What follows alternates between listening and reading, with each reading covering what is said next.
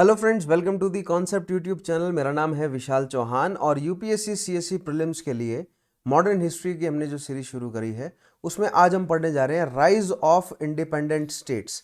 यानी इससे पहले हमने डिक्लाइन ऑफ मुगल पढ़ा था और मुगल शक्ति के डिक्लाइन होने के बाद कौन कौन सी इंडिपेंडेंट स्टेट्स बनी है आज हमें उनको समझना है।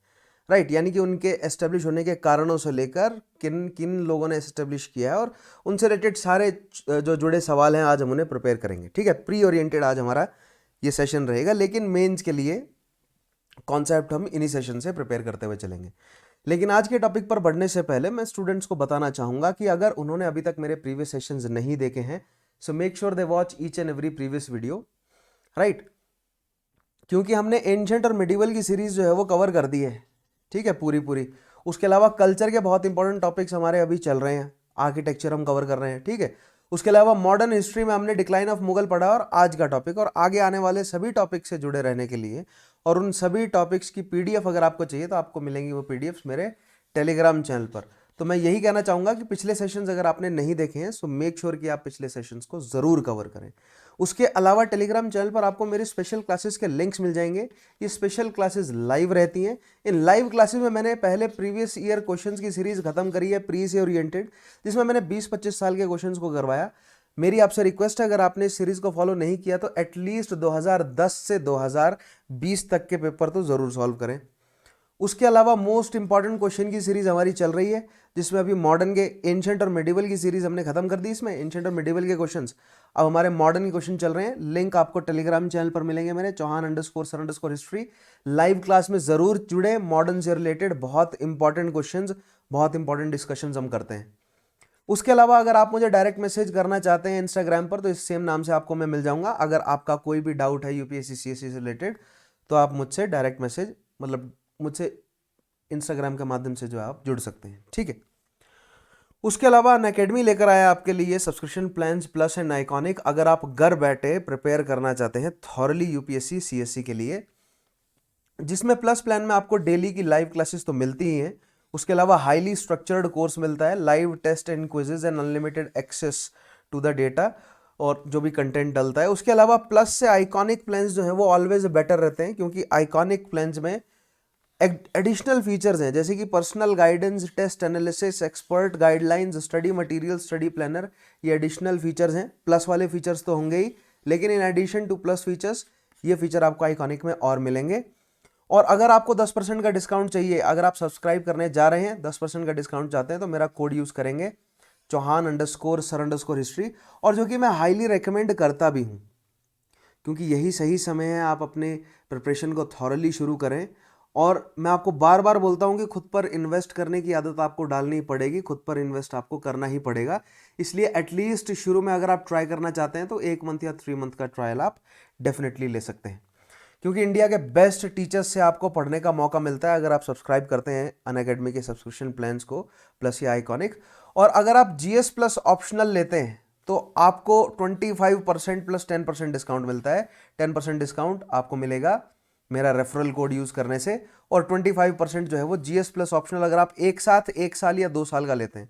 Similarly GS iconic GS plus optional लेते हैं 1 साल या 2 साल तो काफ़ी अच्छा ऑफर जो है वो अभी अवेलेबल है। This is the right time to start the preparation. अगर आप 1 साल या 2 साल की प्रिपरेशन शुरू करना चाहते हैं तो ये है बिल्कुल सही समय। Offer is valid till 26 May.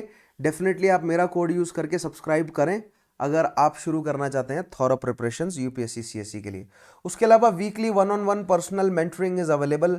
Only 100 students के लिए सीट्स अवेलेबल है। ये लिंक अवेलेबल है, राइट, वीडियो के नीचे आपको एक लिंक मिल जाएगा, एक्सेस कीजिएगा। उसके अलावा 1 ईयर के बैचेस, 2 ईयर के बैचेस, एनसीईआरटी बैचेस जो हैं वो शुरू हो चुके हैं। ठीक है, तो तभी मैं कह रहा हूँ कि जल्दी से जल्दी सब्सक्राइब करें ताकि इन बैचेस के साथ आप जुड़ सकें। ठीक है, और अगर आप एक साथ पेमेंट नहीं कर सकते हैं सो लोन फॉर यूपीएससी एक बहुत बेहतरीन जो है वो सुविधा आपके लिए अवेलेबल है, जिसमें 0 रुपीज़ की प्रोसेसिंग फीस है, 0% इंटरेस्ट, कोई आपसे जो है वो एडिशनल हिडन चार्ज नहीं लिया जाएगा। 2 घंटे के अंदर अप्रूवल आपको मिल जाएगा। बहुत मिनिमल सा पेपर वर्क और बहुत फ्लेक्सिबल टेन्योर। ठीक है, यानी कि आप जो है वो काफ़ी फ्लेक्सिबली पे कर सकते हैं। ठीक है, ये लिंक है, ये लिंक आपको वीडियो के नीचे मिल जाएगा, एक्सेस कीजिए इस लिंक से पूरा का पूरा लोन लेने का प्रोसीजर। क्योंकि मैं आपको बार बार बोल रहा हूँ, खुद पर इन्वेस्ट आपको करना ही पड़ेगा। और ये बहुत बेहतरीन इनिशिएटिव अनअकैडमी की तरफ से कि अगर आप बड़ी इन्वेस्टमेंट एक साथ नहीं कर सकते हैं तो आप इंस्टॉलमेंट्स में पे कर सकेंगे, ठीक है। उसके अलावा rise world affairs and Unacademy pathfinder free test series available है। अनलॉक करने के लिए कोड यूज करें चौहान_सर_हिस्ट्री। उसके अलावा scholarship test Unacademy combat free registration है, हिंदी इंग्लिश दोनों में अवेलेबल है। आप अपने एंड्रॉयड एप्लीकेशन पर भी दे सकेंगे, ठीक है। उसके अलावा टॉप रैंकर्स को स्कॉलरशिप तो मिलते ही है। एनरोल करने के लिए कोड यूज करेंगे आप चौहान_सर_हिस्ट्री, ठीक है। शुरू करते हैं आज का हमारा session. Rise of independent kingdom आज हमें पढ़ना है। पिछले टॉपिक में हमने डिक्लाइन ऑफ मुगल शक्ति देखा और मुगल एम्पायर के डिक्लाइन के मल्टीपल कारण देखे हमने। डिक्लाइन का मतलब क्या है कि मुगल एम्पायर डिसइंटीग्रेट हो गया। डिसइंटीग्रेट होकर क्या बना? डिसइंटीग्रेट होकर इंडिपेंडेंट स्टेट बना। सो इंडिपेंडेंट स्टेट बनना जो है वो कंसीक्वेंस है। इंडिपेंडेंट स्टेट्स क्यों बने, उनके कारण जो है वो हमने पिछले टॉपिक में देखे। यानी कि मनसबदारी सिस्टम के फेलियर से लेकर, मनसबदारी सिस्टम के फेलियर होने से जागीरदारी क्राइसिस एस्टेब्लिश हो जाना, जो कि शुरू हो जाता है आपका जहांगीर के समय से, फिर शाहजहां उसको एम्पलीफाई करता है और फिर हाइट्स पर ले जाता है औरंगजेब। और फिर औरंगजेब के जाने के बाद इस जागीरदारी क्राइसिस को हैंडल नहीं कर पाते लेटर मुगल्स और इंडिपेंडेंट किंगडम्स बन जाती हैं। उसके अलावा इनकॉम्पिटेंसी ऑफ लेटर मुगल्स आ जाता है, ठीक है। औरंगजेब के कहाँ तक जो है वो, औरंगजेब की राजपूत पॉलिसी, हिंदू पॉलिसी और दक्कन पॉलिसी कहाँ तक जो है वो कारण बनती है, ठीक है।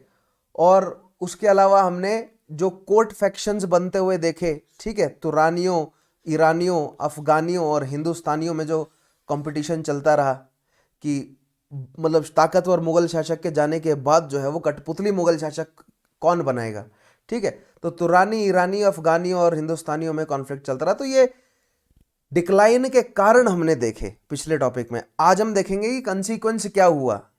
कंसीक्वेंस हुआ फाइनली इंडिपेंडेंट स्टेट बन गए, ठीक है। तो आज हम उन इंडिपेंडेंट स्टेट्स को समझने की कोशिश करते हैं। खैर, पहला पॉइंट देखिएगा। With the weakening of Mughal empire a number of provinces seceded from the empire and several independent states came into existence. बिल्कुल एक लाइन में सब कुछ जो है वो आपको जो बिल्कुल बेसिक कॉन्सेप्ट समझा दिया कि मुगल एम्पायर के कमजोर होने की वजह से, मुगल एम्पायर का कमजोर मल्टीपल कारणों से हुआ। मुगल एम्पायर कमजोर, राइट, ठीक है। जिसमें सबसे पहले मैंने आपको बताया ना कि मनसबदारी सिस्टम के फेलियर हो जाने की वजह से, उसके बाद फिर औरंगजेब की पॉलिसीज की वजह से, औरंगजेब के जाने के बाद लेटर मुगल्स की इनकम्पिटेंसी की वजह से, जो काफी सारे फैक्शंस हैं, कोर्ट फैक्शंस हैं, उनके आपस में लड़ने की वजह से, ठीक है। इकोनॉमी जो है वो डूब जाने की वजह से, मतलब जो एटलीस्ट जो सेंट्रल एडमिनिस्ट्रेशन है, सेंट्रल इकोनॉमी है, उसके चरमरा जाने की वजह से, ठीक है। तो मुगल एम्पायर कमजोर हुआ और जब भी कोई भी सेंट्रल अथॉरिटी कमजोर होती है तो प्रोविंसेस क्या करते हैं, अपने आप को इंडिपेंडेंट कर देते हैं। ये decentralisation of administration due to the weakening of centre, ये ट्रेंड हम मौर्य काल से देखते आ रहे हैं। So this is something that is natural to every other empire. लगभग सभी बड़े एम्पायर्स में हमने ये कमजोरी देखी है कि जैसे ही सेंटर कमजोर होगा प्रोविंसेस अपने आप को आज़ाद कर लेंगे। और वही मुगल एम्पायर के साथ हुआ। जैसे ही सेंटर कमजोर हुआ, क्योंकि मुगल एम्पायर का सेंटर कौन है, बादशाह है मुगल एम्पायर का सेंटर। और बादशाह औरंगजेब जब तक था तब तक स्ट्रांग था माहौल, क्योंकि मैंने बोला ना, मुगल एम्पायर का कैरेक्टर मुगल बादशाह पर डिपेंडेंट होगा, ठीक है। मुगल बादशाह स्ट्रांग है तो उसके मनसबदार स्ट्रांग है। मुगल बादशाह कमजोर तो मनसबदारी कमजोर, और मनसबदारी कमजोर तो मिलिट्री एडमिनिस्ट्रेशन कमजोर हो जाएगा। और अगर मिलिट्री एडमिनिस्ट्रेशन कमजोर हो जाएगा तो आप सेंट्रलाइज्ड अथॉरिटी नहीं बना पाएंगे, क्योंकि मिलिट्री के दम पर ही सेंट्रलाइज्ड अथॉरिटी क्रिएट करी है मुगल एडमिनिस्ट्रेशन ने। मनसबदारी सिस्टम के बारे में मैंने आपको बताया था कि मनसबदारी सिस्टम का स्ट्रॉन्ग सूट उसका मिलिट्री एडमिनिस्ट्रेशन नहीं है। मनसबदारी सिस्टम का स्ट्रॉन्ग सूट है उसका सिविल एडमिनिस्ट्रेशन। सिविल एडमिनिस्ट्रेशन मनसबदारी का कामयाब है, लेकिन मिलिट्री एडमिनिस्ट्रेशन जो है वो मनसबदारी की कमजोरी है। जो कि अगर बादशाह स्ट्रांग है तो मनसबदारी मिलिट्री एडमिनिस्ट्रेशन स्ट्रांग रहेगा। अगर बादशाह कमजोर निकला तो मनसबदारी सिस्टम घातक रिपरकशंस लेकर आएगा। और जो कि लाया भी दुईस्पा सीस्पा सिस्टम, फिर शाहजहां का खर्चा कर देने की वजह से, ज़्यादा खर्चा कर देने की वजह से, ठीक है, सैलरीज जो है वो कैश में पेमेंट नहीं दी जा सकी मनसबदारों को, सो मनसबदारों को जागीरें देनी पड़ी इन ल्यू ऑफ देयर सैलरीज, जहाँ से जागीरदारी क्राइसिस फिर से शुरू हुआ। और यही मनसबदार लेटर मुगल्स के टाइम तक आते आते इतने मजबूत हो गए कि इन्होंने मुगल बादशाहों को कठपुतली की तरह इस्तेमाल करना शुरू कर दिया। और इन मनसबदारों में कौन कौन है? तुरानी है, ईरानी है, अफगानी है और हिंदुस्तानी है, ठीक है, जिसमें तुरानी, ईरानी और अफगानी जो है वो बाहर से आई हुई शक्तियां हैं। और मैंने आपको बोला ना कि औरंगजेब हिंदुस्तानियों से इतनी घृणा करने लगा था, घृणा ही कह लीजिए उसे, क्योंकि उसके कान भर दिए गए थे बहुत बुरी तरह, कि जो जो हिंदुस्तानी मुसलमान हैं, जो पुरानी तुर्की मतलब जो नोबिलिटी है या जो सैयद्स हैं, जो पुराने अफगान हैं, ठीक है, ये सब इनका इतना ज़्यादा इंडियनाइजेशन हो चुका है कि ये दारुल इस्लाम नहीं बना पाएंगे। और मैंने आपको बोला ना कि औरंगजेब दारुल इस्लाम बनाना चाहता था, क्योंकि वो चाहता था कि जब वो सेंट्रल एशिया में एक्सपेंड करे, वेस्टर्न एशिया की तरफ एक्सपेंड करे, तो वहाँ की शक्तियाँ रिकॉग्नाइज करें उसे एज अ बादशाह, ठीक है। सो हिंदुस्तान को दारुल इस्लाम बनाना औरंगजेब की ज़रूरत थी, राइट। सो उसका वो एक लॉन्ग टर्म विजन था जो कि वो जीते जी कवर नहीं कर सका, क्योंकि सेकेंड पार्ट ऑफ इस रेन उसको लगा कि बहुत जल्दी वो जीत जाएगा मराठों से और दक्कन भारत में वो जल्दी कंट्रोल कर पाएगा। 25 साल उसके दक्कन भारत में बीत गए, फ्रस्ट्रेट हो गया वो, अंत में फिर सब कुछ छोड़ छाड़ के चला गया। और सभी मुसीबतें जो है वो इनहेरिट करी बहादुर शाह ने, और सबसे बड़ी मुसीबत बहादुर शाह ने इनहेरिट करी, मुआज्जम ने इनहेरिट करी, वो थी बैटल ऑफ एक्सेशन, ठीक है, कि बादशाह कौन बनेगा। बहादुर शाह लड़ झगड़ कर शक्ति पर बैठा, लेकिन Bahadur Shah was the last ruler जो कि अपनी, लास्ट मुगल रूलर जो कि अपनी शक्ति से आया था पावर में, मतलब बादशाह बना था।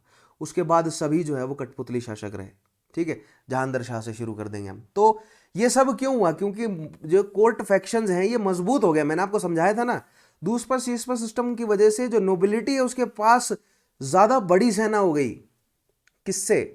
प्रिंसेस से। और नोबिलिटी जो है वो प्रिंसेस को मैनिपुलेट कर सकती, क्योंकि अगर 2-3 नोबिलिटीज आपस में जुड़ गई, मैंने आपको एग्जांपल दिया ना कि मान लीजिए किसी प्रिंस के पास 10,000 की सेना है और उसके सामने नोबिलिटी के पास मिलजुला कर 40,000 की सेना है, तो प्रिंस को नोबिलिटी पर डिपेंडेंट रहना पड़ेगा।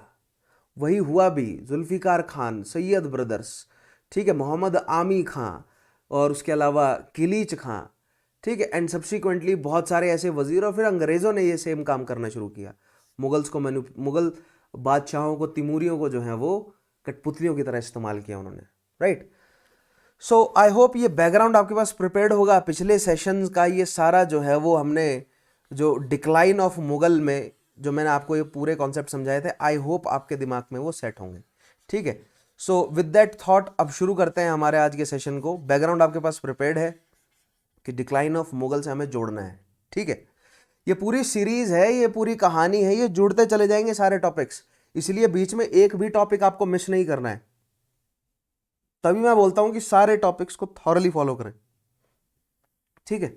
सो with the weakening of Mughal empire a number of provinces ceded, मतलब मुगल एम्पायर की मुगल परचम जो है वो उन्होंने उतार दिया, ठीक है, मुगल बैनर उन्होंने उतार दिया from the empire and several independent state came into existence. लेकिन तब तक नहीं उतारा जब तक खुद वो मतलब कुशल शक्ति, मतलब एफिशिएंट शक्ति जो है वो नहीं बन गए, क्योंकि मुगल बैनर के अपने फायदे थे, ठीक है, क्योंकि समय आने पर मुगल सेना की सहायता ली जा सकती थी। बात करते हैं सबसे पहले हैदराबाद की। तो मुगल प्रोविंसेस की एक बार अगर बात करें तो एक मुगल प्रोविंसेस का एक छोटा सा मैप आपको मैं बनाकर दिखाता हूं, जो कि मैं आपको हमेशा ही बताता हूं। कंदाहर, काबुल, पंजाब, मुल्तान, सिंध, दिल्ली, आगरा, राजपूताना, गुजरात, मालवा, बुंदेलखंड, अवध, इलाहाबाद, बिहार, बंगाल, उड़ीसा, और दक्षिण भारत में अहमदनगर, बीजापुर, गोलकोंडा, क्योंकि इन्होंने बिदार और बिराड़ को तो एब्जॉर्ब कर लिया, ठीक है, और यहाँ पर गोंडवाना, और इधर सरकार, नीचे एक साइड क्या बोलते हैं कर्नाटक, दूसरी साइड मैसूर, नीचे त्रावणकोर। तो ये कुछ ऐसे प्रोविंसेस बटे हुए हैं, मतलब बीच में और छोटी छोटी शक्तियां और भी हैं, लेकिन बड़े प्रोविंसेस जो हैं वो इंडिया में इस समय ये है। सो मुगल्स के कंट्रोल में कहाँ तक था? मुगल के कंट्रोल में मैसूर और कर्नाटक की जो है वो कुछ हिस्सा, मतलब कर्नाटक जो है वो कुछ हिस्सा कर्नाटक आप मान सकते हैं कि इतना हिस्सा जो है वो मुगल बादशाह औरंगजेब के कंट्रोल में था, इंडियन सब कॉन्टिनेंट का। ठीक है, लेकिन जैसे ही औरंगजेब गया, क्योंकि यहां पर मराठा शक्ति भी एक्टिव है इस एरिया में, राइट, जो कि रिबिलियस है। बुंदेलखंड में छतरासल ने अपने आप को अलग कर रखा है। राजपूताना में मारवाड़ और आमेर जो है वो डिस्प्लीज्ड हैं और कभी भी रिबेल कर सकते हैं। ठीक है, बंगाल तो बहुत समय से बंगाल के बारे में तो पूछा ही नहीं गया है कुछ भी। ठीक है, काबुल और कंधार जो है वो अफगान अपने कंट्रोल में लेने को तैयार हैं। पंजाब में सिख जो है वो रिबेल कर चुके हैं। रोहेलखंड में रोहेल बंगश पठान जो है वो रिबेल कर रहे हैं। अवध वाला जो एरिया है, ठीक है, अवध में जो नवाब हैं वो धीरे धीरे रिबेल करेंगे। तो बेसिकली औरंगजेब के रहते रहते इन सारे एरिया में कॉन्फ्लिक्ट चल रहा था। औरंगजेब के जाते ही कहाँ कहाँ पर जो है वो नए एम्पायर एस्टेब्लिश हुए, मतलब इंडिपेंडेंट स्टेट्स एस्टेब्लिश हुए, एम्पायर तो नहीं, इंडिपेंडेंट स्टेट्स कहाँ कहाँ पर एस्टेब्लिश हुए। सो औरंगजेब के रहते रहते बुंदेलखंड ने अपने आप को अलग कर लिया था। औरंगजेब के जाते ही अफगानिस्तान चला गया हाथ से, दुरानियों के हाथ में। ठीक है, कश्मीर भी मिला लीजिए, कश्मीर भी दुरानियों के हाथ में चला गया। मराठों ने दक्षिण भारत का पूरा एरिया जो है वो इंक्लूडिंग मालवा बुंदेलखंड अपने हाथ में ले लिया। लेकिन हैदराबाद यानी कि निजाम ने बीजापुर, गोलकोंडा, बेराड, बेदार, गोंडवाना, सरकार वाला कुछ रीजन जो है वो जोड़कर यह हैदराबाद के कंट्रोल में, बाकी इतना रीजन जो है वो मराठों के कंट्रोल में। सिखों ने अपना एम्पायर अलग कर लिया, अवध ने अपना एम्पायर अलग कर लिया, बिहार ने अपना एम्पायर अलग कर लिया। ठीक है, तो एक मैप के माध्यम से अगर मैं आपको दिखाऊं, ये देखिए, ये कहानी है। ठीक है, ये बनी अलग अलग स्टेट्स, तो इसमें आपको क्लियर दिख रहा है कि राजपूत अलग बन गए, ऊपर ये डोमिनियन ऑफ जीमोन शाह यानी दुरानियों का डोमिनियन अलग हो गया, सिखों का डोमिनियन अलग हो गया। धीरे धीरे मुगल्स इतने कमजोर हो जाएंगे कि सिंधिया एंड होलकर जो है वो मुगल डोमिनियंस को भी कंट्रोल कर लेंगे, और ये जो राजपूत हैं ये मराठों की ट्रिब्यूटरी बन जाएंगी। ठीक है, अवध एक अलग शक्ति है, बिहार, बंगाल जो है वो एक अलग शक्ति हो जाएगी, और उड़ीसा तक जो है वो मराठों के कंट्रोल में आ जाएगा। निजाम की शक्ति अलग है, सरकार अलग, नीचे कर्नाटक और इधर मैसूर, और बिल्कुल साउथ में त्रावणकोर और डिंडीगुल आपको अलग नजर आएंगे। तो ये है 18th सेंचुरी का इंडिया आफ्टर मुगल। मुगल्स के जाने के बाद इंडिया इन हिस्सों में टूट गया, और जिसमें बड़ी शक्तियां कौन कौन सी हैं? मराठे, निजाम, मैसूर, बंगाल, अवध, सिख और राजपूत जो है वो फिर मराठों के ट्रिब्यूटरी बन जाएंगे। ठीक है, ये इंडिया की बड़ी, और निजाम तो है बीच में आप देख रहे हैं। ठीक है, ये इंडिया की बड़ी शक्तियां बन गई मुगल्स के जाने के बाद। अदरवाइज मुगल्स के कंट्रोल में इतना रीजन था यहां तक, ये जो आप देख रहे हैं ना येलो लाइन, इतना मैसूर से ऊपर ऊपर इतना रीजन जो है वो मुगल्स के, औरंगजेब के रहते रहते मुगल डायरेक्ट एडमिनिस्ट्रेशन में था इतना रीजन, और औरंगजेब के जाने के बाद डिक्लाइन हुआ। जिसमें सबसे पहले हम देखते हैं कि हैदराबाद कैसे बना, यानी कि निजाम ने इतना एरिया, ये एरिया अलग क्यों हुआ? क्योंकि ये दक्कन मुगल है, राइट। और क्या क्या है इसमें? बिराड़, बीजापुर, क्या बोलते हैं, बिदार और गोलकोंडा के जो है वो एरिया, और कुछ एरिया अहमदनगर, कुछ एरिया खानदेश का भी जो है वो एडेड है। तो इन 6 क्या बोलते हैं जो सूबे हैं, इनसे जुड़कर जो है वो निज़ामियत अलग हो जाती है हैदराबाद की। ठीक है, देखते हैं असफ जाही एस्टेब्लिश होगी यहाँ पर। सो हैदराबाद में कौन सी डायनेस्टी एस्टेब्लिश होगी? असफ जाही, क्योंकि निज़ामुल मुल्क असफ जहां ने हैदराबाद को मुगल बैनर के अंडर रखा कुछ समय तक और फिर अलग कर लिया। ठीक है, फाउंडर ऑफ द असफ जाही हाउस ऑफ हैदराबाद वॉज किलीच खां। अब ये नाम जो है वो आपको क्यू से लिखा हुआ भी मिल जाएगा कई जगहों पर, लेकिन किलीच खां है असफ जाह का नाम, बाकी सब टाइटल्स हैं। पॉपुलरली नोन एज निज़ामुल मुल्क असफ जाह। इन 1713, अब देखिए उसका बैकग्राउंड क्या है। किलीच खां अचानक से शक्ति में नहीं आ गया। यहां पर आपको देखना पड़ेगा तुर्रानी, ईरानी और हिंदुस्तानी कौन कौन है। ठीक है, तो हिंदुस्तानियों में मैंने आपको बोला, हिंदुस्तानियों में सैयद ब्रदर्स होंगे। ठीक है, ईरानियों में होंगे आपके जुल्फिकार खां, और तुर्रानियों में हैं आपके ये क्या नाम इनका, निजामुल मुल्क असफ जाह और मोहम्मद आमीन खान। तो ये कौन है? ये आपका तुर्रानी सेक्शन है। ठीक है, और ये नए नए आए हैं, मतलब पिछले 50-60 साल में ही ये शक्ति में आए हैं। और जो हिंदुस्तानी हैं वो पुराने हैं, वो दिल्ली सुल्तानों के समय से, या जो कन्वर्टेड हैं, इंडियन कन्वर्ट जो हैं वो सब है। ठीक है, तो ये तुर्रानी ईरानी हिंदुस्तानियों में आपस में जो है वो झगड़ा है। जिसमें सबसे पहले ईरानी जुल्फिकार खां के अंडर जो है वो सबसे पहला कठपुतली मुगल बादशाह बनेगा। ठीक है, फिर उसके बाद हिंदुस्तानियों के अंडर और फिर तुरानियों के अंडर। ठीक है, यानी कि किलीच खां के अंडर, है ना। सबसे पहले 1700। अब एक चीज आपको और ध्यान रखनी है, चाहे वो जुल्फिकार खान हो, चाहे वो सैयद ब्रदर्स हो, चाहे वो आपका असफ जाह हो, ये सभी औरंगजेब के समय की नोबिलिटी हैं। तभी इनकी पकड़ जो है वो लेटर मुगल्स पर एस्टेब्लिश हुई, क्योंकि औरंगजेब ने जो इनको जागीरें दी, फिर उसके बाद लेटर मुगल बादशाहों ने जो इनकी जागीरों में एडिशंस करे, उनसे इनके पास सैनिकों की और जागीरों की इतनी संख्या हो गई, मतलब कि ये एक्टिवली पार्टिसिपेट कर रहे हैं, मैनिपुलेट कर रहे हैं मुगल पॉलिटिक्स को, और इतना मैनिपुलेट कर रहे हैं कि मुगल बादशाह को शक्ति पर बिठाना, हटाना और इनफैक्ट मुगल बादशाह को एग्जीक्यूट करने तक का काम कर रहे हैं। इतने पावरफुल हो गए, मान लीजिए आप। ठीक है, किलीच खां की बात करें। Kilich Khan through the good offices of Sayyid brothers obtained the viceroyalty of Deccan.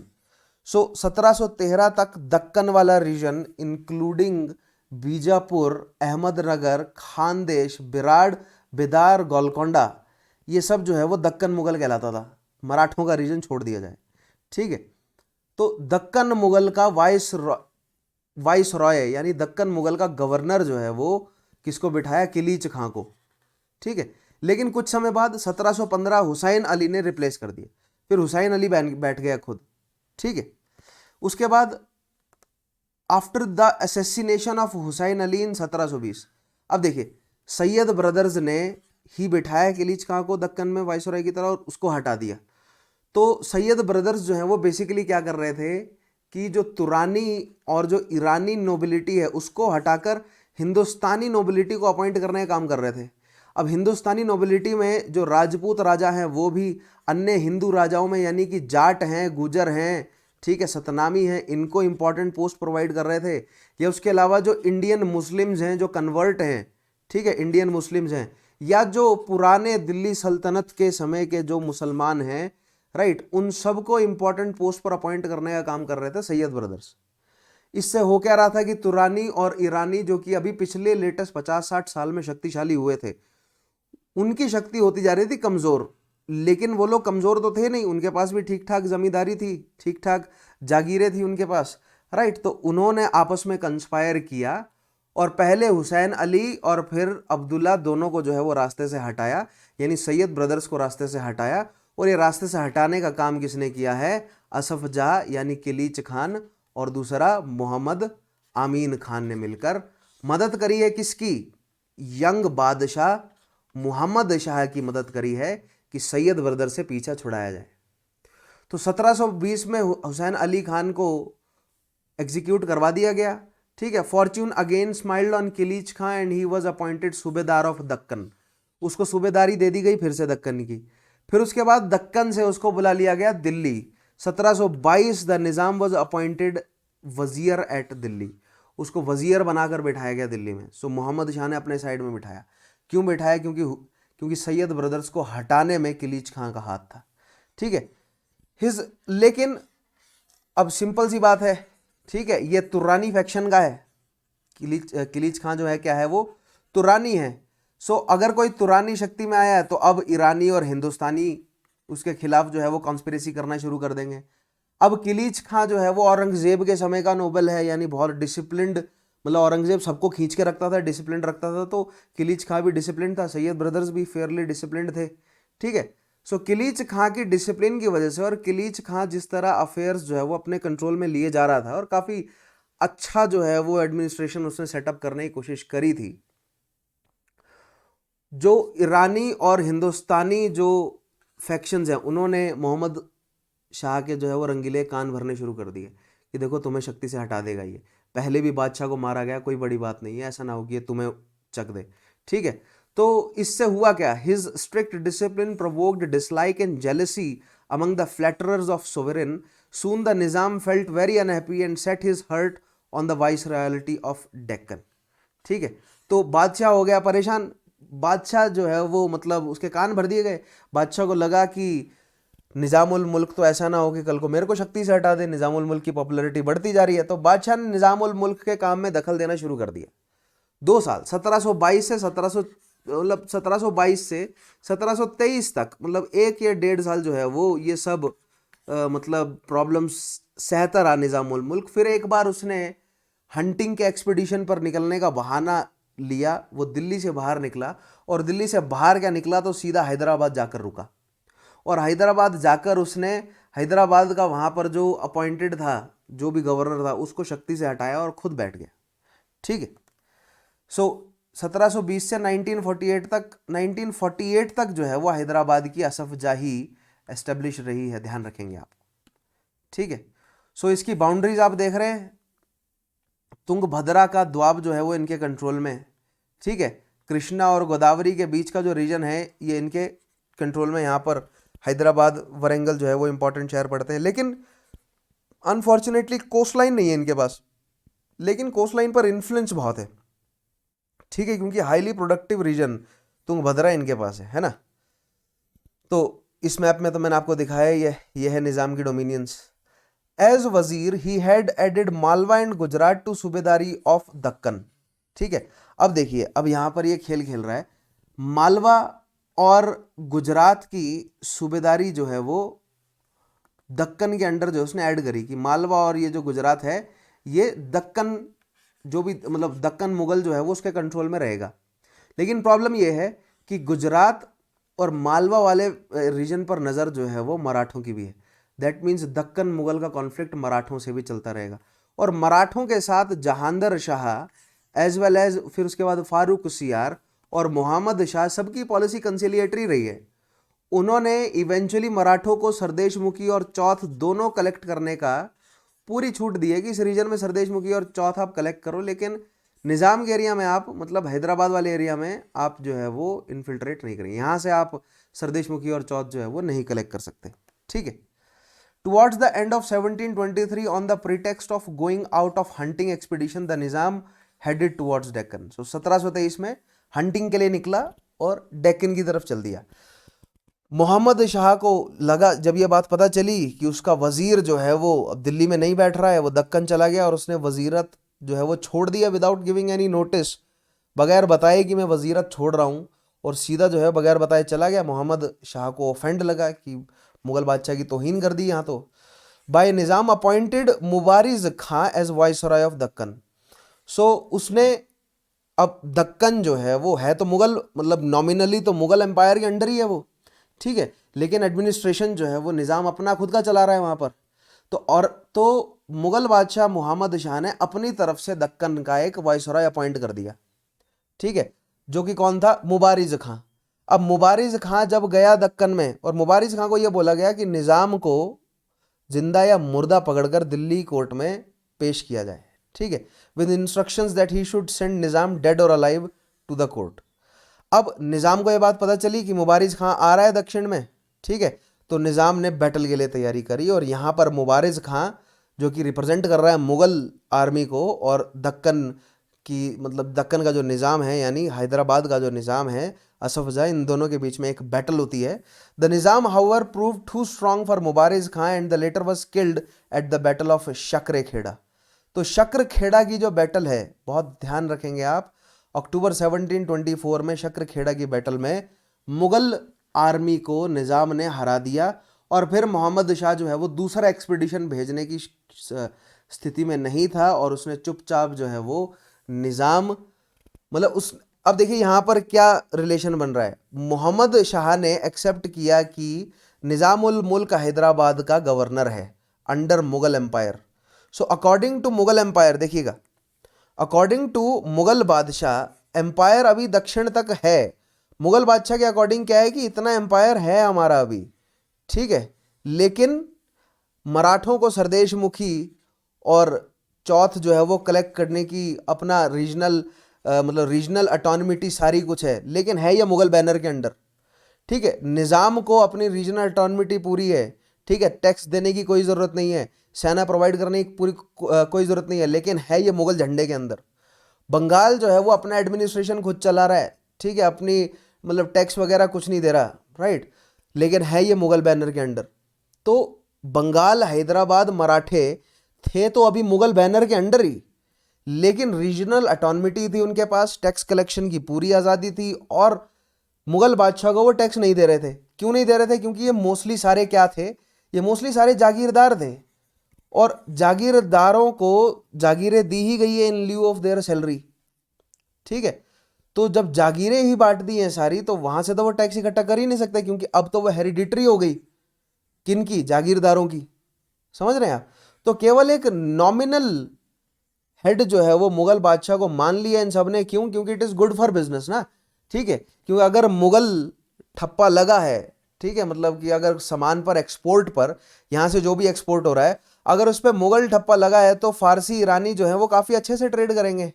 ठीक है, साउथ ईस्ट एशिया जो है वो, क्योंकि मुगल जो प्रोडक्ट है वो बना हुआ है कि उसकी क्वालिटी जो है वो कंसिस्टेंट है। अच्छी बुरी की बात नहीं कर रहा, लेकिन जैसी भी क्वालिटी है वो कंसिस्टेंट है।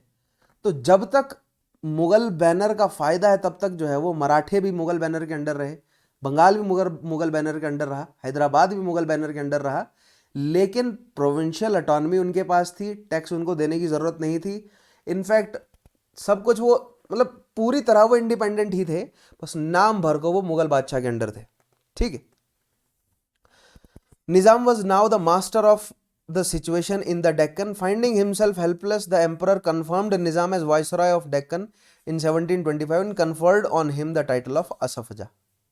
ठीक है, मोहम्मद शाह ने टाइटल दिया है निज़ाम उल मल्क को असफ जहाँ का, और असफ जाही जो है वो वहाँ से शुरू हो जाती है। तो निज़ाम उल मल्क ने भी खुलकर नहीं कहा कि मैं इंडिपेंडेंट बादशाह हूँ, कि मेरा राज्य जो है वो इंडिपेंडेंट है। ध्यान रखेंगे, बंगाल ने भी ये नहीं कहा कि हम इंडिपेंडेंट हैं। ठीक है, लेकिन बंगाल में जो निज़ाम वज़ीर वाली जो सिचुएशन है, वैसी ही कुछ सिचुएशन जो है वो निज़ाम और मतलब क्या बोलते हैं हैदराबाद में भी है, कि प्रोविंशियल ऑटोनॉमी सब कुछ है, लेकिन है मुगल बैनर के अंडर। ठीक है, the Nizam sought to divert Maratha energy by suggesting to the Peshwa that possibility of Maratha expansion in northern India। अब मराठों के साथ डायरेक्ट कॉन्फ्लिक्ट में आता है निज़ाम, क्योंकि बाउंड्री शेयर हो रही है। तो निज़ाम ने मराठों के साथ क्या सॉल्यूशन निकाला कि देखो हमारी टेरिटरी को आप लूटोगे, हमारे पास भी शक्ति है, तुम्हारे पास भी शक्ति है, हम आपस में लड़ेंगे, खत्म हो जाएंगे। तो एक काम करते हैं, आपस में हाथ मिलाकर रखते हैं। ठीक है, दक्षिण में हम दोनों मिलकर किसी को एंटर नहीं करने देंगे, दक्कन वाले एरिया में। मेरा नॉर्थ में कोई इंटरेस्ट नहीं है, आप नॉर्थ की तरफ जो है वो एक्सपेंड करें। तो मराठों ने बात समझी, चलो कोई बात नहीं, तुम हमारे दोस्त बनकर रहो, चौथ समय समय पर देते रहना। निज़ाम को बोला कि चौथ देना है आपको, और इस चौथ के पीछे लड़ाई हुई है, क्योंकि शुरू में बात हुई थी कि निज़ाम को चौथ देने की जरूरत नहीं है, लेकिन फिर मराठों ने प्रेशर डालना शुरू किया कि निज़ाम को भी चौथ देना पड़ेगा। और ये मराठों ने जो निज़ाम पर प्रेशर डाला है चौथ के लिए, इसके लिए जो है वो हमें सब्सिक्वेंट निज़ाम और मराठों के बीच में लड़ाइयाँ देखने को मिली है। On many occasions Nizam posed a defender of Mughal empire. अब नेक्स्ट चीज़ आ गई, मराठों को उसने बोला कि नॉर्थ की तरफ एक्सपेंड करो, यानी मालवा, गुजरात, राजपूताना, अवध, बिहार, बंगाल, ये सब तुम्हारा, लूटो इसको। ठीक है, और मराठों ने वही काम किया ही, नॉर्थ की तरफ एक्सपेंड किया। अब मुगल बादशाह के साथ जो है वो निज़ाम का क्या रिलेशन रहा? नॉमिनल हेड जो है वो निज़ाम ने मुगल बादशाह को अपना माना हुआ था। दैट मीन्स मुगल बादशाह को जब ज़रूरत पड़ती तब निज़ाम जो है वो अपनी सेनाएं मुगल बादशाह को प्रोवाइड करते हैं। यानी नादिर शाह ने जब अटैक किया तो मोहम्मद शाह की मदद जो है वो मुगल बादशाह ने मोहम्मद शाह की मदद जो है वो निज़ाम ने करी है सेना भेजकर। He also encamped the emperor to fight against Nadir Shah. ध्यान रखेंगे पॉइंट ये। After Nadir Shah's invasion the Nizam retired to the Deccan and further consolidated his position there. लेकिन नादिर शाह ने मोहम्मद शाह को जो हराया उसके बाद फिर निज़ाम ने दक्षिण में ही अपने एम्पायर को कंसोलिडेट करने में ध्यान दिया। नेक्स्ट बात करते हैं अवध की। और फिर मैं आगे जब एंग्लो मराठा वॉर आपको करवाऊंगा, कर्नेटिक वॉर्स आपको करवाऊंगा डिटेल में, तो वहां पर हम समझेंगे कि मराठा और निज़ाम का relation on end of relation जो रहा। ठीक है, लव एंड हेट रिलेशन भी कई जगह पर कहा गया मराठा और निज़ाम के रिलेशन को।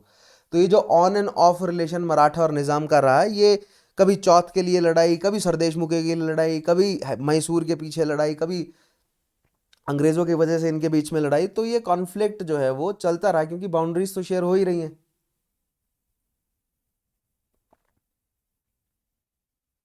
एक्सक्यूज मी, आगे बढ़ते हैं। नेक्स्ट बात करते हैं अवध की। अब अवध जो है वो, मैंने आपको बोला ना, दिल्ली पर जब भी आक्रमण होता है तो दिल्ली के सारे ट्रेडर्स, सारे जितने भी क्राफ्ट्समैन है, वो सब अवध की तरफ भागते हैं, क्योंकि अवध जो है वो एक काफ़ी रिलेटिवली सेफ असाइलम प्रोवाइड करता है। अवध जो है वो काफ़ी हाईली प्रोडक्टिव रीजन है। अवध एक बहुत इंपॉर्टेंट ट्रेड रूट के लगभग बीच में पड़ता है, तो अवध जो है वो प्रॉस्परस है। ठीक है, और अगर अवध प्रॉस्परस है तो बहुत अच्छे चांस है कि वो अपने आप को इंडिपेंडेंट करेगा, और उसने किया भी। The founder of the independent principality of Awadh was Saadat Khan. Saadat Khan, जिसको popularly known as Burhan al Mulk कहा जाता है। ठीक है, बुरहान अल मुल्क कहा जाता है उसे, सादत खां, जो कि जिसको अवध का गवर्नर की तरह अपॉइंट किया गया था, लेकिन फिर इंडिपेंडेंट उसने अपने आप को कर लिया eventually. Saadat Khan was a Shia and descendant from Sayyids of Nishpur या निशापुर। अब ये निशपुर कहाँ है? ये आपका खुरासन वाले एरिया में, फिलहाल ईरान में पड़ता है। तो मैंने आपको बोला था ना, मर्व और निशपुर जो है वो दो इंपॉर्टेंट सिटीज़ हैं खुरासन की। तो खुरासन वाले एरिया से सैयद डिसेंडेंट है इसकी, सो शिया हैं ये। इन 1720 ही वॉज अपॉइंटेड द फौजदार ऑफ बियाना। अब बियाना इज इन राजस्थान प्रेजेंटली। तो सादत खां का टेन्योर कैसे शुरू होता है? तो सबसे पहले ये कहाँ से आया? क्या बोलते हैं, खुरासन वाले एरिया से आया। इसको 1720 में बियाना का फौजदार के रूप में अपॉइंट किया गया, और वहाँ से फिर धीरे धीरे ये जो है वो रैंक में इंक्रीज होता गया। ठीक है, तो ये है अवध। अब अवध की एक बार आप देखते हैं अवध के आस पड़ोस कौन है।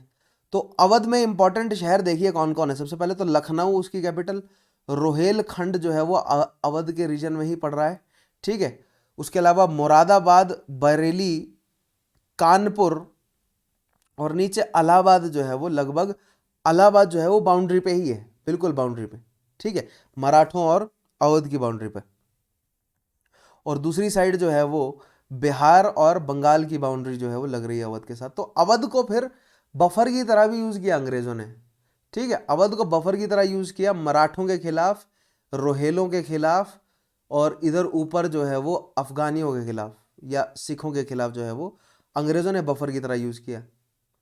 लेकिन देख रहे हैं आप, दो इंपॉर्टेंट नदियां, ये गंगा और ये यमुना, ये दोनों जो हैं वो आपकी मतलब बाउंड्री बना रही है। यमुना से तो मराठा किंगडम की बाउंड्री बन रही है, लेकिन गंगा गुजर रही है, और गंगा की बहुत सारी सहायक नदियां जो हैं वो इस रीजन में, अवध वाले में, तो कहने का मतलब हाईली फर्टाइल लैंड है, प्रोडक्शन बहुत ज़्यादा देता है। और दिल्ली में जब भी आक्रमण होता है, ठीक है, ये आगरा है और ये दिल्ली है, दिल्ली आगरा में जब भी लूटमार मचती है, यहाँ से सारे ट्रेडर उठकर अवध आ जाते हैं। सो अवध एक सेफ असाइलम प्रोवाइड करता है। तो अवध जो है वो कल्चरली भी रिच है, एग्रीकल्चर पर्सपेक्टिव से भी रिच है, ट्रेड पर्सपेक्टिव से भी रिच है, क्योंकि इंपॉर्टेंट ट्रेड रूट पे बैठा हुआ है। ठीक है, तो अवध का एक स्ट्रॉन्ग शक्ति होना लाजमी है, राइट। नाउ ये प्रेजेंट डे उत्तर प्रदेश का डिस्ट्रिक्ट मैप है, और जिसमें मैं आपको बता रहा हूँ कि हिस्टोरिकली कैसे उत्तर प्रदेश बटा हुआ है। तो ये जो रीजन आप देख रहे हैं, दिस इज अवध, ये अवध है। ठीक है, ये रीजन जो आप देख रहे हैं, दिस इज रोहेलखंड, ये रोहेलखंड की डिस्ट्रिक्ट है। ये है आपका अपर दोआब, ये आपका मिडल दोआब, और ये आपका lower Doab, this is lower Doab. इतना जो रीजन है ये आ जाता है बुंदेलों के अंडर। ठीक है, दिस इज बुंदेल।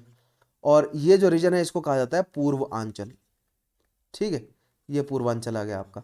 तो अगर आप उत्तर प्रदेश के हैं तो ये मैप आपके लिए बहुत इंपॉर्टेंट है।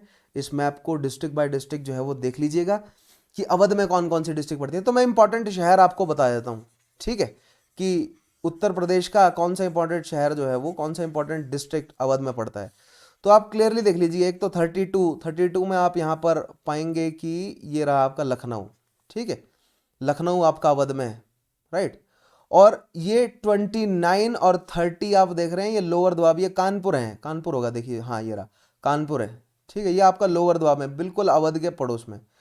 ठीक है, तो हर एक रीजन की एक इंपॉर्टेंट शहर आपको बता देता हूँ मैं। इधर देखिए बलिया हो गया, ये 65 जो है वो कौन सा है, ये सोनभद्र है।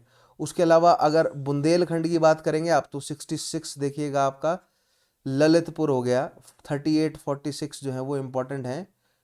46 आपका महोबा, 38 आपका झांसी, ये आपका बुंदेलखंड का। तो ये मैप काफ़ी अच्छा है, उत्तर प्रदेश का इतिहास समझने आपको मदद करेगा।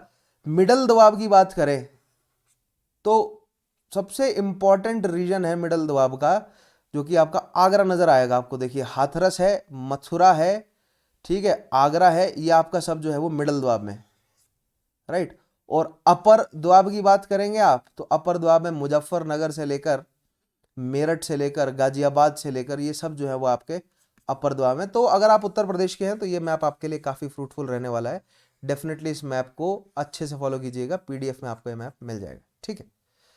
तो लेकिन we are concern with Awadh, Awadh जो है वो ये वाली डिस्ट्रिक्ट्स हैं, ठीक है। आगे बढ़ते हैं। He joined in the conspiracy against Syed brothers, कौन किसने ज्वाइन किया? अब सादत खां कैसे शक्ति में पहुंचा? सैयद ब्रदर्स को शक्ति से उतारने में मदद करी है किसकी? मोहम्मद शाह की सादत खान ने, राइट।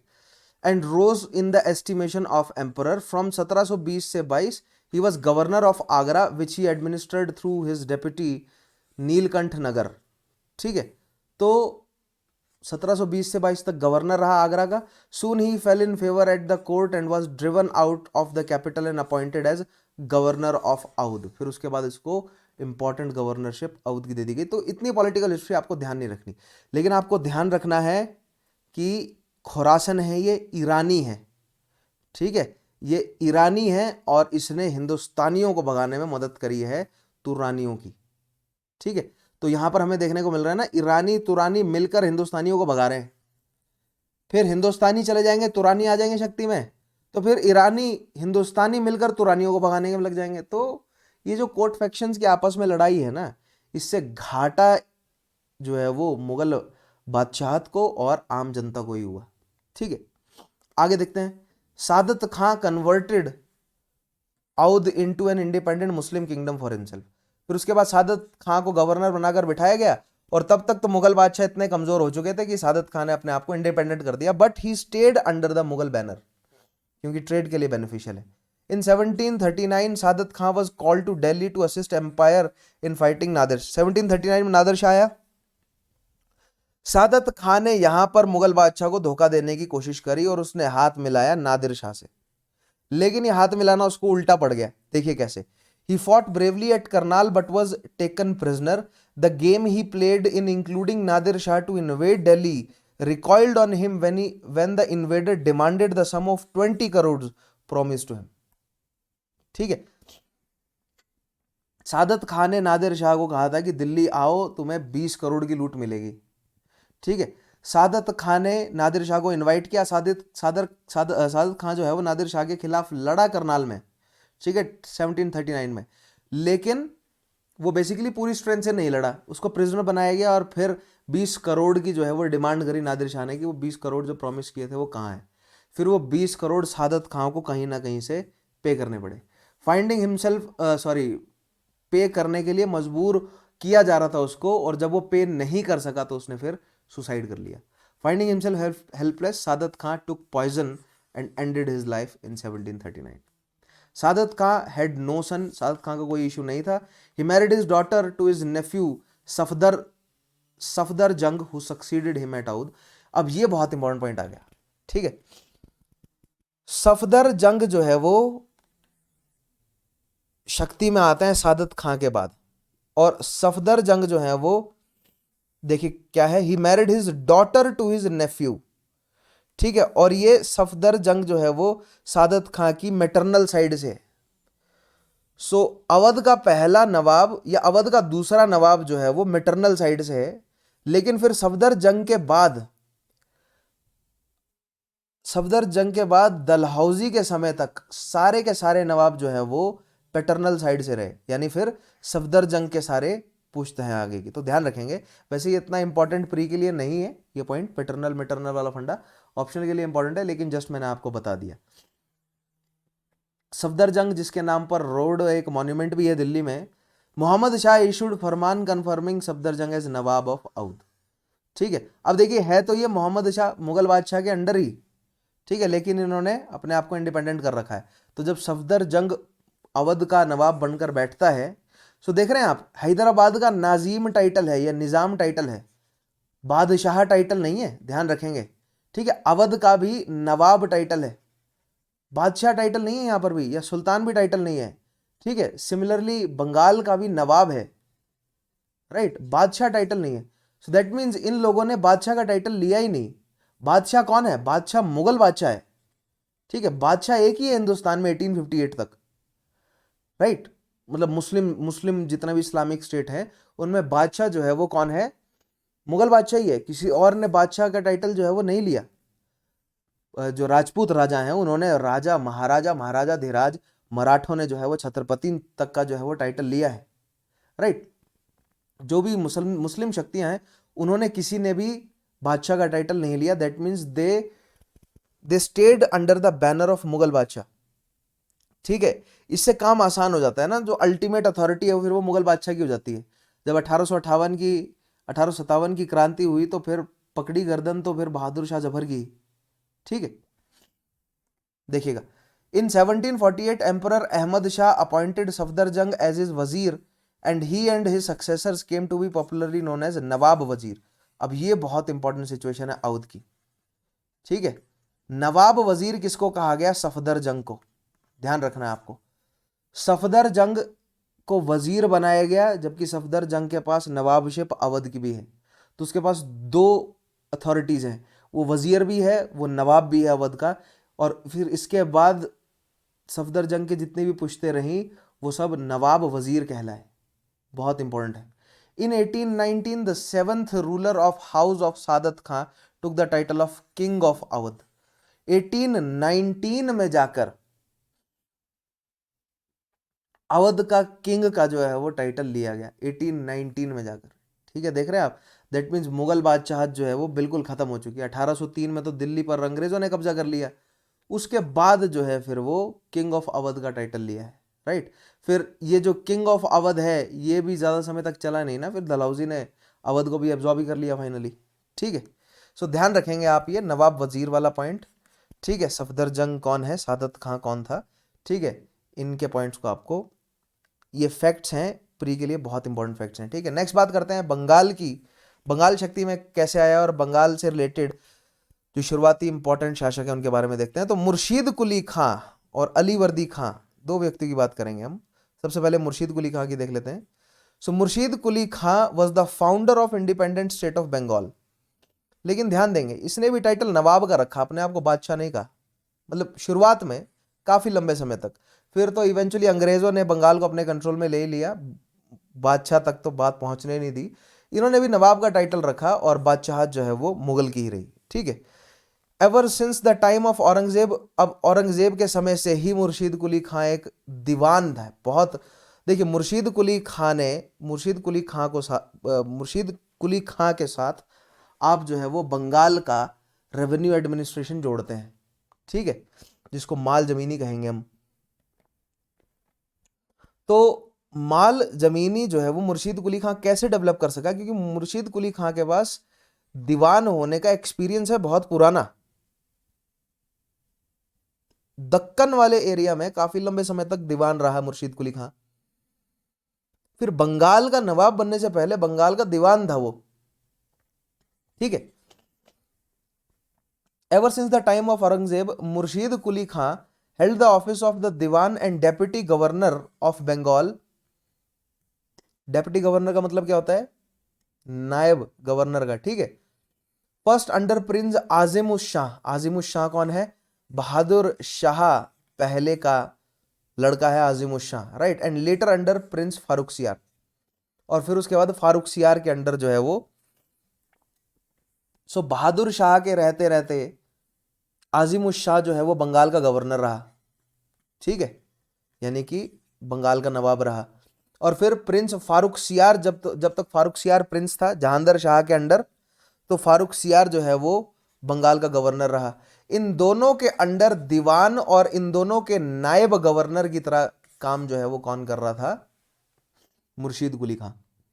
और औरंगजेब के समय से ही दक्कन के एरिया का गवर्नर रहा, दक्कन के एरिया का दीवान जो है वो रहा ही है मुर्शीद कुली खां, ठीक है। सो मुर्शीद कुली खां के पास दीवानी का अच्छा खासा एक्सपीरियंस था, पहला पॉइंट आ गया, ठीक है। Second, in 1713 Murshid Quli Khan was appointed as governor of Bengal. In 1719 Orissa was added to his charge. 1713 में गवर्नर बनाया गया, 1719 में उड़ीसा उसके चार्ज में जोड़ा गया। Murshid Quli Khan was a capable administrator and Bengal made great strides in trade and commerce. अब देखिए, मुर्शीद कुली खां ने 1713 के बाद 1717 के आसपास मुगल बादशाह फारूक सियार को 2 करोड़ रुपए दिए और उसको कहा कि देखो, अब बंगाल की नवाबी, बंगाल की गवर्नरशिप है मेरे हाथ में, ठीक है, और मैं नॉमिनल जो है वो हेड आपको मान रहा हूं मुगल बादशाह को, लेकिन उसके अलावा बंगाल का पूरा सिस्टम मैं चलाऊंगा। फारूक सियार ने कहा ठीक है तुम चलाओ। इनफैक्ट फिर 1719 में उड़ीसा भी दे दिया गया कि चलो उड़ीसा भी तुम ही चलाओ, राइट। लेकिन इसी 1717 में फारूक सियार ने अंग्रेजों को दस्तक भी दिए, ध्यान देंगे आप, और इस दस्तक को कंट्रोल करके रखा है। अंग्रेज दस्तक का बुरा इस्तेमाल, गलत इस्तेमाल ना करें, इस चीज को मेक श्योर किया है मुर्शीद कुली खां ने। तो जब तक 1727 तक मुर्शीद कुली खां जिंदा था, अंग्रेजों को दस्तक का गलत इस्तेमाल नहीं करने दिया और मुगल बादशाह को वन टाइम पेमेंट कर दी 2 करोड़ की कि अब नहीं मांगोगे तुम पैसा, ठीक है। तो ये देखिए 1760 के आसपास क्या माहौल है। 1760 तक जो है वो राजपूताना पंजाब वाले एरिया के साथ बाउंड्री जो है वो मराठों की शेयर हो रही है। राजपूताना को क्या बना लिया है, मराठों ने अपना ट्रिब्यूटरी, ठीक है। दिल्ली, आगरा, रोहेलखंड तक का एरिया जो है वो मराठों ने अपने कंट्रोल में ले लिया है। अवध जो है वो अलग है, बंगाल अलग, बंगाल ने और उड़ीसा वाला एरिया भी देखो मराठों ने अपने कंट्रोल में ले लिया है। और ये नीचे जो है वो निज़ाम की डोमिनियन है, मैसूर, ठीक है, और सबसे लास्ट में त्रावणकोर, और गुजरात जो है वो अलग है, ठीक है। तो ये हाल, एक ये मैप है 1760 का। उसके अलावा नेक्स्ट देखिएगा, बंगाल के हाल देखें तो ये मैंने आपको बताया, ये इतने एरिया में बिहार, उड़ीसा, ये पूरा एरिया जो है वो बंगाल का है ही, राइट।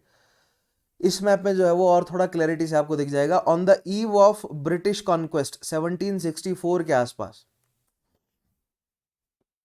ठीक है, ये बंगाल के नवाब हैं। अवध, मुगल्स जो है वो दिल्ली, आगरा के आसपास, सिख मिसलें, दुरानी एम्पायर, नवाब ऑफ सिंध, कच्छ जो है वो अलग है, ठीक है, और राजपूत जो है वो मराठा वेसल्स हैं, ठीक है, मराठों के अंडर है। सिंधिया ऑफ ग्वालियर ने इतना रीजन कंट्रोल कर रखा है। Peshwa of Pune, Bhonsle of Nagpur, Peshwa of Marathas, tribal, Nizam of Hyderabad, Nawab of Karnataka, Travancore, Kozhikode, ठीक है। तो ये मैप बहुत इंटरेस्टिंग है, इस मैप को डाउनलोड कर लीजिएगा, पीडीएफ जो आपको मैं दूंगा, और इस मैप को जो है वो थॉरली स्टडी कीजिएगा कि इस समय कौन सी शक्ति कहाँ है। तो ये मैं आपको ऑलमोस्ट बता ही देता हूँ, है ना, मैंने सभी आपको बताई ही हुई है, राइट। आगे बढ़ते हैं, नेक्स्ट देखिएगा, मुर्शीद कुली खां की एडमिनिस्ट्रेटिव चेंजेस देखते हैं क्या क्या है।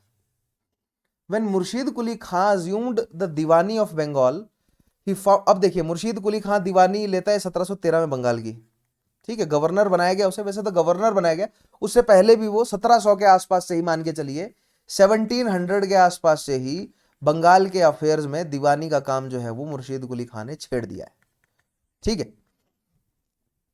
तो मुर्शीद कुली खां जब दीवान बनता है बंगाल का, तो वो देखता है कि बंगाल में तो जागीरदारी क्राइसिस इतना बुरा फैला हुआ है, ठीक है, कि जागीरों से तो हमें टैक्स मिल ही नहीं रहा, क्योंकि मनसबदारों को जागीरें इतनी बांट दी गई हैं कि जमीन से तो टैक्स निकल ही नहीं रहा। क्यों? क्योंकि खलीसा लैंड को नपवा नपवा के जागीरों में बांटा गया है। दैट मीन्स बादशाह की अपनी खुद की भूमि जो है, मुगल बादशाह की, मुगल स्टेट की जो खुद की भूमियां हैं वो जागीरों में बांट दी गई, तो टैक्स तो निकल नहीं रहा। तो पहला तो जागीरदार टैक्स नहीं दे रहे, दूसरा जमींदार टैक्स नहीं दे रहे, जो पुराने ट्रेडिशनल लैंडेड एरिस्टोक्रेट हैं वो भी टैक्स नहीं दे रहे, जागीरदार भी टैक्स नहीं दे रहे। तो कमाई होगी कहाँ से? ठीक है, कमाई होगी अब ड्यूटीज से, जो ट्रेड हो रहा है केवल उससे कमाई हो रही है, या जो ईस्ट इंडिया कंपनीज है, चाहे वो ब्रिटिश हो चाहे फ्रेंच हो, उनसे कमाई हो रही है। उसके अलावा बंगाल में और कमाई हो ही नहीं रही, मतलब एटलीस्ट लैंड टैक्स जो है वो ज्यादा नहीं निकल कर आ रहा। अब इसको कैसे दुरुस्त किया जाए, इस पॉइंट पर काम जो है वो किया मुर्शीद कुली खां ने, ठीक है।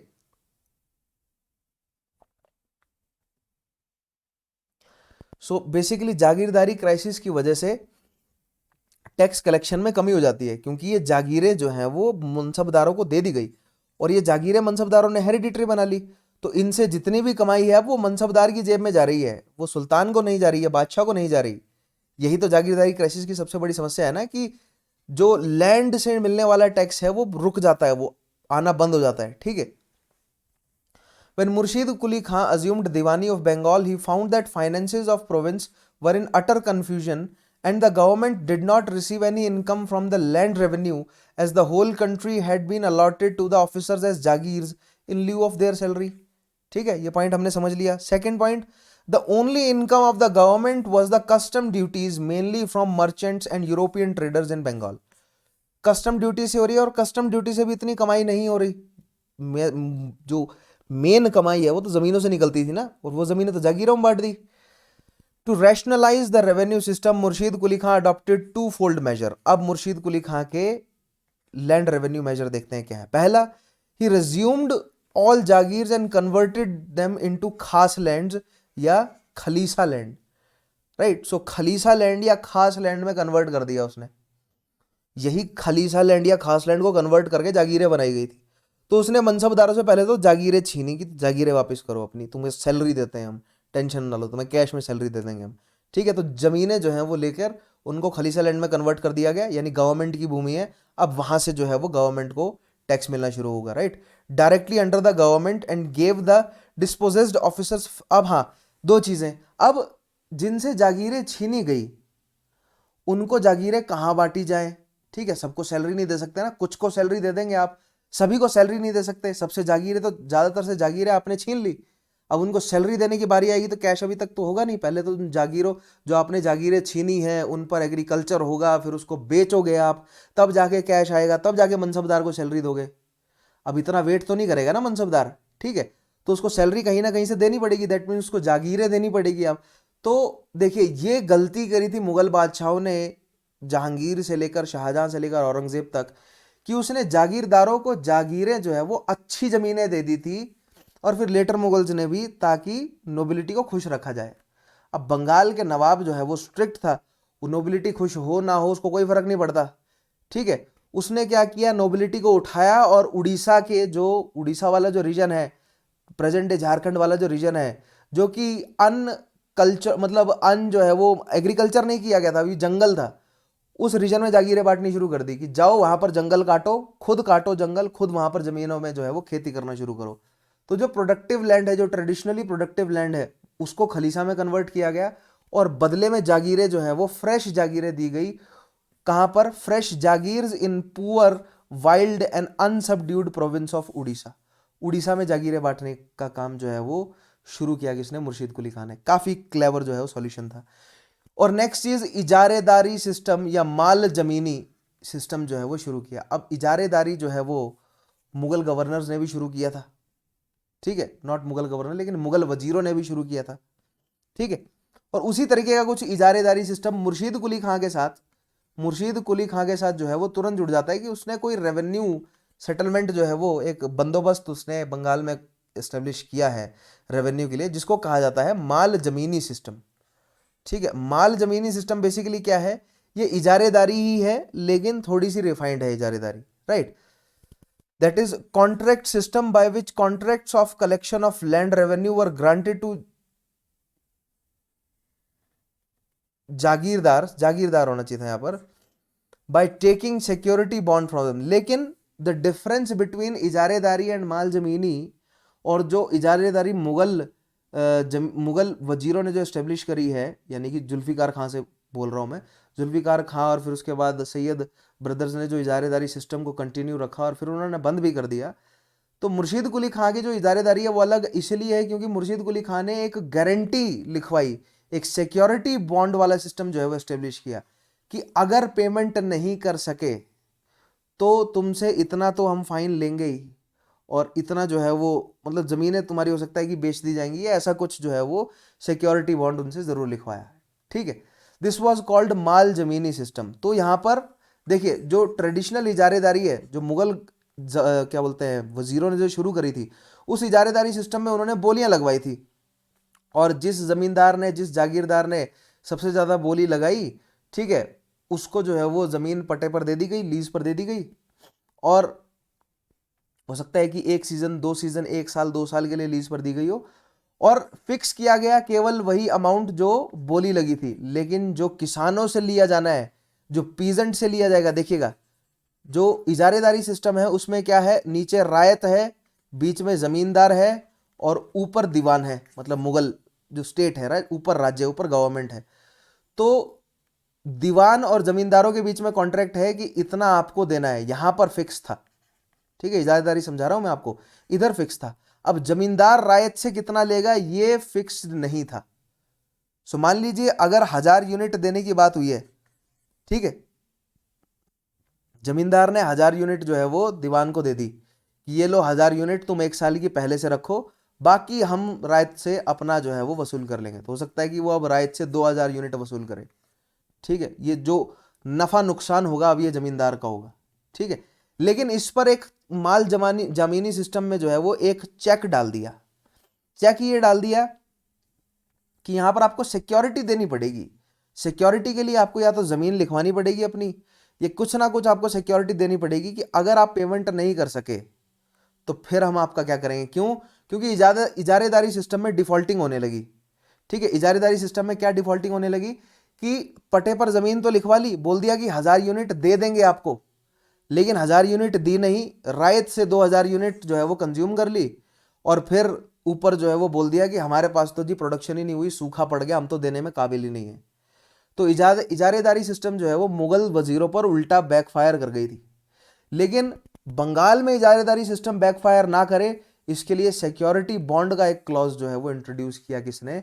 मुर्शीद कुली खान ने, ताकि जमींदार जो है वो अगर पट्टे पर जमीन ले रहे हैं तो डिफॉल्टिंग ना कर सके, ठीक है। दूसरा है, नेक्स्ट देखिएगा, द सेकंड और third generation of these contractors came to be known as zamindar, ठीक है। तो इन कॉन्ट्रैक्टर्स ने जमीनें ली और ये कॉन्ट्रैक्ट जो है वो जमींदार कहलाए बाद में, ठीक है। तो आपको ध्यान रखना है, जमींदार शब्द का इस्तेमाल एक बार अमीर खुसरो ने किया है ट्रेडिशनल लैंडेड एरिस्टोक्रेट्स के लिए, ठीक है। दिल्ली सुल्तानों के आने से पहले जो पुराने ट्रेडिशनल लैंडेड एरिस्टोक्रेट हैं भारत के, मतलब रहे थे उस समय, उनके लिए जमींदार टाइटल अमीर खुसरो ने एक बार इस्तेमाल किया था। दूसरी बार जमींदार टाइटल आया है मुर्शीद कुली खां के माल जमीनी सिस्टम से। माल जमीनी सिस्टम के अंडर जिन्होंने जमीन पट्टे पर चढ़वाई, दूसरे तीसरे जनरेशन में वो जमींदार कहलाए, ठीक है। तो ये बहुत इंपॉर्टेंट पॉइंट है, ध्यान रखेंगे आप। आगे बढ़ते हैं। Before Quli Khan's time all high offices in army, revenue, accounts and law departments were filled by persons imported from Agra or Punjab who did not settle in Bengal but came and left with changing सूबेदार। अब देखिए, मनसबदारी system में क्या था? मनसबदारी system basically कार्डर system था, ठीक है। और कार्डर सिस्टम में क्या होता है कि होम कार्डर मिलना बहुत मुश्किल होता है, और बंगाल जैसे हाईली प्रोडक्टिव रीजन में होम कार्डर अगर आप दे देंगे किसी को तो वो तो जमा कर बैठ जाएगा, इंडिपेंडेंट कर लेगा अपने आप को। तो ये बात मुगल सिस्टम को पता थी, मुगल एडमिनिस्ट्रेटर्स को पता थी, अकबर को ये बात पता थी। तो उसने बंगाल में सिस्टम ही ऐसा सेट किया कि बंगाल में गवर्नर से लेकर दीवान से लेकर जितने भी मनसबदार अपॉइंट करने हैं वो सारे होम कार्डर नहीं होने चाहिए। कोई पंजाब का, कोई मालवा का, कोई राजपूत बिठाएंगे, ठीक है, कोई दक्कन से लेकर आएंगे। सो खुद देख लीजिए आप, मुर्शीद कुली खां को दक्कन से लाकर दीवान बनाया गया बंगाल का, लेकिन मुर्शीद कुली खां ने ये काम बदला है। मुर्शीद इंडिपेंडेंट होने का मतलब क्या है ना, उन्होंने ये मनसबदारी वाला सिस्टम छोड़ ही दिया कि नहीं, जो कार्डर मिल गया अब वही हमारा होम कार्डर है, ठीक है। सो आउटसाइडर्स जो है वो, in fact Murshid Quli Khan was himself an outsider ना, he was bought in Bengal from Deccan, Deccan से लाया गया उसको बंगाल में, तो वो खुद आउटसाइडर था। So but this flow of outsider was stopped after the death of Bahadur Shah in 1712 when the central government was in the phase of slow disintegration as Bengal had for all practical purposes became independent under कुली खां। सो 1713 में जब कुली खां को governorship मिल गई एक बार, उसके बाद कुली खां ने कहा कि अब बाहर से कोई अपॉइंट नहीं होगा, मैं जिसको अपॉइंट करूंगा वही होगा। सो दैट मीन्स, क्योंकि देखिए इंडिपेंडेंट होने का मतलब क्या है? इंडिपेंडेंट होने का मतलब यह है कि अब वो मुगल एडमिनिस्ट्रेशन पर डिपेंडेंट नहीं है, और मुगल एडमिनिस्ट्रेशन जो है वो सेंट्रल एडमिनिस्ट्रेशन था, और जितनी भी पोस्ट हैं मनसबदारों की वो सब बादशाह अपॉइंट कर रहा था। सो डिसेंट्रलाइजेशन होने का मतलब क्या है कि प्रोविंशियल मनसबदारों को, प्रोविंशियल जितने भी गवर्नमेंट ऑफिशियल्स हैं उनको अब प्रोविंशियल गवर्नर्स अपनी डिस्क्रेशन पर अपॉइंट कर सकते हैं। यही तो मतलब हुई ना ऑटोनॉमिटी का, कि वो अपने मनसबदारों को, अपने मतलब एडमिनिस्ट्रेटर्स को खुद अपॉइंट कर रहे हैं। अदरवाइज पहले बादशाह अपॉइंट कर रहा था, सेंटर से अपॉइंट होकर आ रहे थे, है ना। मनसबदारी सिस्टम में यही था ना कि सिविल जितना भी मतलब कहने का मतलब जितने भी एडमिनिस्ट्रेटर्स हैं उनको सेंटर अपॉइंट कर रहा है। ठीक है, नेक्स्ट देखते हैं। Under him also, under the succeeding nawabs of Bengali Hindus, because of their talents and mastery of Persian, came to occupy the highest civil posts under the सूबेदार and many of the military posts under the फौजदार। अब ऐसा क्यों, देखिए, Murshid Quli Khan was a Hindu convert. Murshid Quli Khan Hindu था और इस्लाम में उसे कन्वर्ट किया गया था, ठीक है। और वो पहले विदर्भ वाले रीजन में दीवान था। जब औरंगजेब को वो चमका कि हाँ ये बंदा जो है वो अच्छी दीवानी करना जानता है, अकाउंटिंग अच्छी करता है, इसको जो है वो बंगाल में जाकर बिठाओ, ठीक है। सो नेचुरली अगर वो हिंदुस्तानी है, मतलब ये किस फैक्शन का है फिर? अब मुर्शीद कुली खां, मुर्शीद कुली खां अब हिंदुस्तानी फैक्शन का है, कन्वर्टेड हिंदू है ना, तो मुगल कोर्ट की किस फैक्शन का हो गया? हिंदुस्तानी फैक्शन का। सो ऑब्वियसली ये हिंदू नोबिलिटी की मदद करेगा। तो मुर्शीद कुली खां के अंडर अब दूसरे बाहर से अपॉइंटमेंट नहीं आ रहा है, सेंटर से अपॉइंटमेंट नहीं आ रहा है। अब औरंगजेब जब अपॉइंटमेंट कर रहा था मनसबदारों की, तो वो ईरानियों और तुरानियों की ज्यादा, ईरानियों, तुरानियों और अफगानियों की ज्यादा अपॉइंटमेंट कर रहा था, ठीक है। हिंदुस्तानियों की कम अपॉइंटमेंट कर रहा था, क्योंकि हिंदुस्तानियों से तो वो दूर रहना चाह रहा था, क्योंकि वो क्रेडिबिलिटी चाहता था ईरान, तुरान और अफगानिस्तान में, क्योंकि वो उस साइड जो है वो एक्सपेंड करना चाह रहा था ना।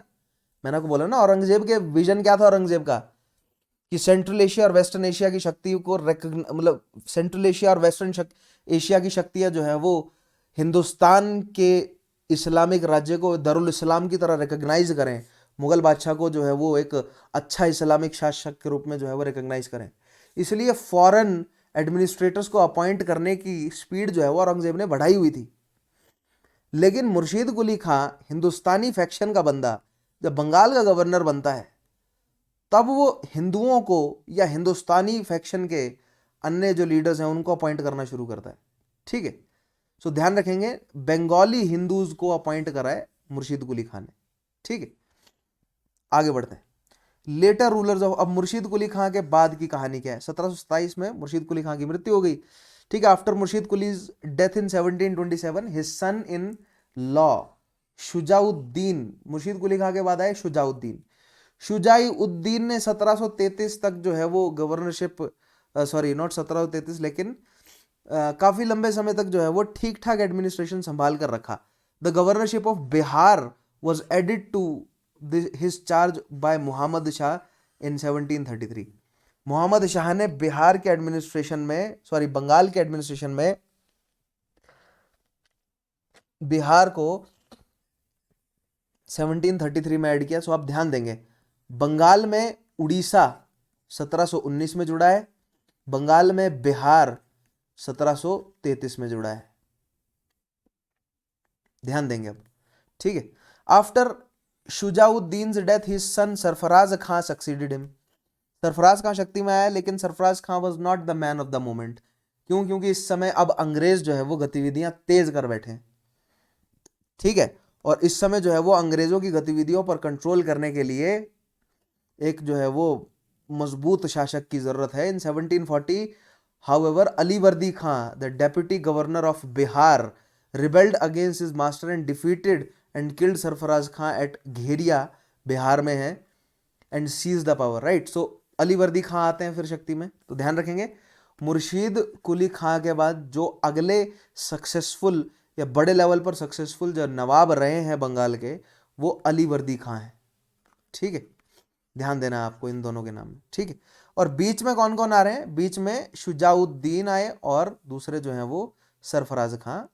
शुजाउद्दीन के समय आप ध्यान रखेंगे कि बिहार जो है वो बंगाल में ऐड हुआ है। After sorry in 1746 the emperor asked him for money but Ali Vardi Khan paid no hide. 1746 में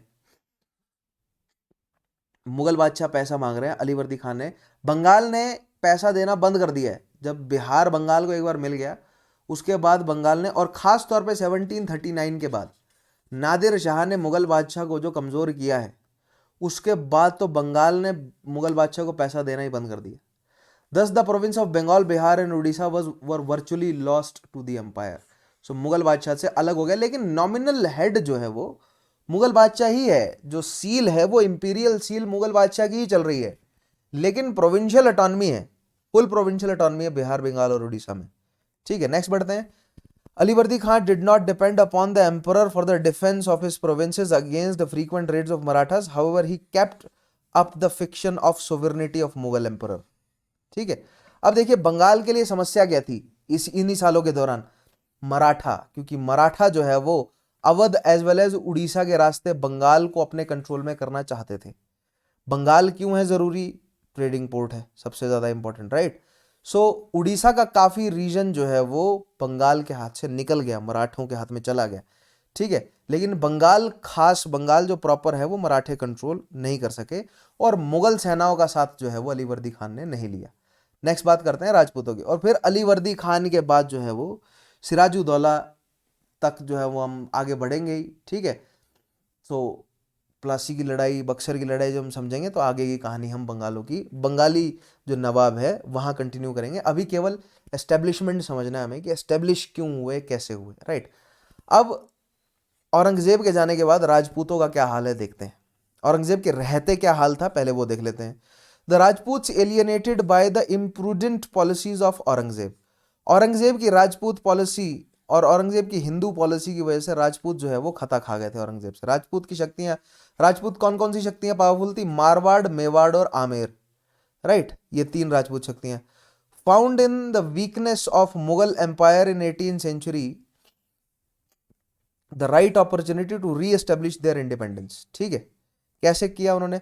the love hate Mughal Rajput relationship resulted in emperor Bahadur Shah march towards Jodhpur and submission of Ajit Singh in 1708, followed by formation of anti-Mughal league by Ajit Singh, Jai Singh second and Durgadas Rathore in the same year. अब देखिए बहादुर शाह शक्ति में आए, बहादुर शाह की शक्ति में आते ही अपने आप को इंडिपेंडेंट घोषित कर रखा था अजीत सिंह ने। अजीत सिंह कौन है? अजीत सिंह जो है वो मारवाड़ के शासक हैं। तो बहादुर शाह ने पहले अजीत सिंह को कहा कि मारवाड़ सबमिट करो। ठीक है, अजीत सिंह ने मना कर दिया। अब फिर बहादुर शाह सेना लेकर अजीत सिंह की तरफ बढ़े, तो इस side Ajit Singh, Jai Singh second of Amer, ठीक है, जिनको मिर्जा सवाई राजा जय सिंह का टाइटल मिला, और फिर उसके बाद दुर्गादास राठौड़ जो है वो, ये भी मारवाड़ के साथ। तो मारवाड़ एंड आमेर जो है वो आपस में जुड़ गया, किसके खिलाफ? दिल्ली के खिलाफ, राइट। 1714 में हुसैन अली, सो ये है किसकी पॉलिसी? ये है बहादुर शाह फर्स्ट की। लेकिन बहादुर शाह फर्स्ट ने भी फिर धीरे धीरे जो है वो ढील बरती, उसको पता था लड़ने की स्थिति में राजपूतों से नहीं हूं। ठीक है, मारवाड़, आमेर और अगर मेवाड़ भी जुड़ गया तो हमारे लिए समस्याएं बढ़ जाएंगी। ठीक है, लेकिन फिर फारूक सियार, जहांदर शाह आए। जहांदर शाह के बाद फारूक सियार आए, और इन्होंने कुछ खास नहीं किया। इनके पीछे जो बंदे बैठे हैं, जुल्फिकार खां और सैयद ब्रदर्स, ठीक है, उन्होंने राजपूतों के प्रति कंसिलिएटरी पॉलिसी अपनाई, खास तौर पे सैयद ब्रदर्स, क्योंकि सैयद ब्रदर्स भी कौन है, किस फैक्शन के हैं? हिंदुस्तानी फैक्शन के हैं। तो उन्होंने राजपूतों को साथ में जोड़ने का काम किया। 1714 Hussain Ali, commander in chief, again headed towards Jodhpur and forced Ajit Singh to sue for peace by giving one of his daughters in marriage with emperor Farrukh Siyar. देखिए हुसैन अली, सैयद ब्रदर्स, वो हिंदुस्तानी फैक्शन के थे। अजीत सिंह यानी मारवाड़ को कंट्रोल करने वो निकले, लेकिन उन्होंने कंसिलिएटरी पॉलिसी अपनाई। कंसिलिएटरी पॉलिसी कैसे? कि मारवाड़ के शासक को बोला कि अपनी एक पुत्री का विवाह फारूक सियार से करवाओ, मैट्रिमोनियल अलायंस क्रिएट करते हैं और आपको जो है वो हम अच्छी पोस्ट दे देंगे। फिर अजीत सिंह को जो है वो बाद में अच्छा मनसबदार बनाया भी गया था। ठीक है, In the Farooq Siyar Sayyid brothers tussle at Delhi, the chief of Jodhpur and Jaipur followed the policy of opportune aloofness or adherence to suit their interests. Thus, to win Ajit Singh to their side, Sayyid rewarded Ajit Singh with the governorship of Ajmer and Gujarat position, which he held till 1721. अब देखिए राजपूतों की तीन बड़ी शक्तियां मैंने आपको बताई, थोड़ा सा कंफ्यूजिंग लग रहा होगा लेकिन ध्यान दीजिएगा। राजपूतों की तीन बड़ी शक्तियां, मारवाड़, मेवाड़ ठीक है, जोधपुर के मारवाड़, चित्तौड़गढ़ से मेवाड़, और जयपुर से कौन, आमेर या आमेर, राइट। सो आमेर और मारवाड़ जो है वो आपस में जुड़ गए, और मेवाड़ और मारवाड़ का आपस में चल रहा है कॉन्फ्लिक्ट, ठीक है। सो जयपुर और मारवाड़ और आमेर भी जो है वो आपस में कुछ खास रिलेशन उनका है नहीं, लेकिन मुगलों के खिलाफ जो है वो जुड़ भी जाते हैं एक दूसरे से और दूर भी हो जाते हैं। अब इस चीज का फायदा जो है वो सैयद ब्रदर्स ने कैसे उठाया? सैयद ब्रदर्स ने मारवाड़ को अपने साथ किया। इन तीनों में से अभी सबसे बड़ा जो है वो कौन था? मारवाड़ था। तो मारवाड़ के कौन है? अजीत सिंह है। इधर कौन है? जय सिंह है, ठीक है। तो मारवाड़ के अजीत सिंह को सैयद ब्रदर्स ने क्या किया? गुजरात की गवर्नरशिप दे दी कि गुजरात में गवर्नर तुम बन के बैठो। तो आप ध्यान देंगे यहां पर, देखिएगा, ये है दिल्ली, ये है ऊपर पंजाब, मुल्तान, सिंध, ठीक है, दिल्ली, आगरा, राजपूताना और गुजरात, और इधर मालवा, ठीक है। राजपूताना में भी क्या क्या है? आमेर यानी जयपुर, सॉरी आमेर, मारवाड़ और मेवाड़, ठीक है। अब मारवाड़ को जो है वो गुजरात दे दिया गया, इतना रीजन देख रहे हैं आप, मारवाड़ के हाथ में गुजरात आ गया। नेक्स्ट आते हैं द एंटी सैयद पार्टी। अब ये काम किसने किया है? सैयद ब्रदर्स ने। सैयद ब्रदर्स ने मारवाड़ को गुजरात दे दिया। अब एंटी सैयद पार्टी ऐसे में क्या करेगी? Appointed Jai Singh second to the of Jaipur as governor of Agra in 1721। 1721 जब तक शक्ति में रहे सैयद ब्रदर्स, तब तक मारवाड़ के पास गुजरात था। सैयद ब्रदर्स जैसे ही शक्ति में गए, मारवाड़ के हाथ से गुजरात गया 1721 में, और आमेर को जो है वो आगरा दे दिया उन्होंने। देखिए यहां पर आमेर को आगरा का गवर्नर बनाकर बिठा दिया, जयसिंह को आगरा का गवर्नर बनाया। And he was further given sarkar of Surat in time of emperor Mohammad Shah. और फिर 1721 में, 1721 के बाद जो है वो सूरत यानी गुजरात भी जो है वो किसके कंट्रोल में आ गया? आमेर के कंट्रोल में। तो इतना रीजन जो है वो राजपूतों के पास है, देख रहे हैं आप, ठीक है। Thus the Rajputs at one stage controlled the entire territory extended some 600 miles south of Delhi to Surat on west coast. तो आगरा से लेकर ये पूरा रीजन जो है वो आमेर के कंट्रोल में था, मिर्जा सवाई राजा जय सिंह के कंट्रोल में, ठीक है, उनकी गवर्नरशिप में था actually. However, the internal dissensions prevented Rajputs from consolidating their। अब देखिए, अब पॉइंट ये है कि जब राजपूतों के पास इतना रीजन था तो राजपूत मराठों के ट्रिब्यूटरी कैसे बन गए? राजपूत कमजोर क्यों हो गए? तो वही पुरानी राजपूतों की कमजोरी आपस में लड़ने की, जिसका फायदा दूसरी शक्तियां उठा रही है, ठीक है। बीच में मेवाड़ है, अब मेवाड़ कैसे सहले कि उससे उसके ऊपर से कोई गुजर रहा है? जब ये पुराना कॉन्फ्लिक्ट है मेवाड़ का, मेवाड़ों ने मुगलों को नहीं, मतलब अकबर को नहीं गुजरने दिया, ठीक है, उससे पहले हुमायूं को नहीं गुजरने दिया, हुमायूं से पहले बाबर को नहीं गुजरने दिया, तो अब वो आमेर को कैसे गुजरने दे? तो मेवाड़ कॉन्फ्लिक्ट में आ गया। मेवाड़ की मदद कभी मारवाड़ ने कर दी, कभी आमेर ने। सो आपस में जो राजपूतों के कॉन्फ्लिक्ट है उसकी वजह से राजपूत अपने आप को कंसोलिडेट कर ही नहीं सके, ठीक है। Internal dissensions prevented the Rajput from consolidating their position and made them a prey to Maratha intervention. और मराठों ने फायदा उठाया साफ साफ राजपूतों की डिसयूनिटी का, ठीक है। आगे बढ़ते हैं। तो देखिए ये राजपूत पूरी टेरिटरी है, ये मराठों के वेसल बन जाएंगे ये, ठीक है, मराठों के कंट्रोल में आ गया। देखिए इतना रीजन मराठों के कंट्रोल में है, राजपूताना पूरा। अब बात करते हैं राजा सवाई जयसिंह की, ठीक है, उनके क्या कंट्रीब्यूशंस हैं। इंपॉर्टेंट पॉइंट बनता है राजा सवाई जयसिंह के ऊपर। He was the first Hindu ruler in centuries to perform the ancient Vedic ceremonies like Ashwamedh sacrifices and Vajpaya sacrifices। बहुत इंपॉर्टेंट, अश्वमेध और वाजपेय सेक्रीफाइसेस करने वाला कई सेंचुरीज बाद पहला हिंदू शासक बना Mirza Raja Sawai Jai Singh, right. Being initiated in Nimbarka Sampradaya, Vaishnavism का निम्बर्क संप्रदाय है, 4 संप्रदायों में से एक है वैष्णवनिज्म के, ठीक है, the Vaishnavi religion. He also promoted Sanskrit learning and initiated reforms in Hindu society like abolition of Sati and curbing the wasteful expenditures in Rajput weddings. So society को ठीक करने का काम किया, सती प्रथा को सती प्रथा के खिलाफ किस राजपूत राजा ने काम किया है? तो मिर्जा सवाई राजा जय सिंह ने, ध्यान रखना है आपको, ठीक है। Next point, it was Jai Singh insistence that the hated jaziya tax, jaziya tax जो है वो हटाने पर मजबूर जो है वो जय सिंह ने किया। imposed on Hindu population by Aurangzeb was finally abolished by the Emperor Muhammad Shah 1720, बहुत इंपॉर्टेंट पॉइंट। नेक्स्ट, 1728 जय Singh prevailed on him to also withdrew the pilgrimage tax, Mohammad Shah से पिलग्रमेज टैक्स जो है वो जय सिंह ने 1728 में हटवा दिया। 5 ऑब्जर्वेटरीज जो है वो जय सिंह ने बनाई है, एस्ट्रोनॉमिकल ऑब्जर्वेटरीज बनाई है, जिनको आप जंतर मंतर कह देते हैं नॉर्मल वर्डिंग्स में, बट दे आर ऑब्जर्वेटरीज। कहाँ कहाँ पर? दिल्ली, मथुरा, बनारस, उज्जैन और अपनी सिटी, उनकी अपनी सिटी जयपुर में, जहां पर सबसे बड़ा ऑब्जर्वेटरी है, ठीक है, जयपुर वाला, जिसको सम्राट यंत्र कहा जाता है। Built by him is a huge sundial, बहुत इंपॉर्टेंट है, ध्यान रखिएगा। मिर्जा जो सवाई राजा जय सिंह हैं वो काफ़ी इंटरेस्टेड थे एस्ट्रोनॉमिकल साइंसेज में, उसके अलावा मैथमेटिक्स, ज्योमेट्री से रिलेटेड उन्होंने बहुत काम किए हैं। फॉर एग्जाम्पल, अब इनका यूज क्या किया जा सकता है? It can be use to estimate the local time to locate the pole star and to measure the declination of celestial object. So astronomical calculations करने के लिए इन बड़ी ऑब्जर्वेटरीज का यूज किया जा सकता था। जय Singh also translated works by people like John Napier.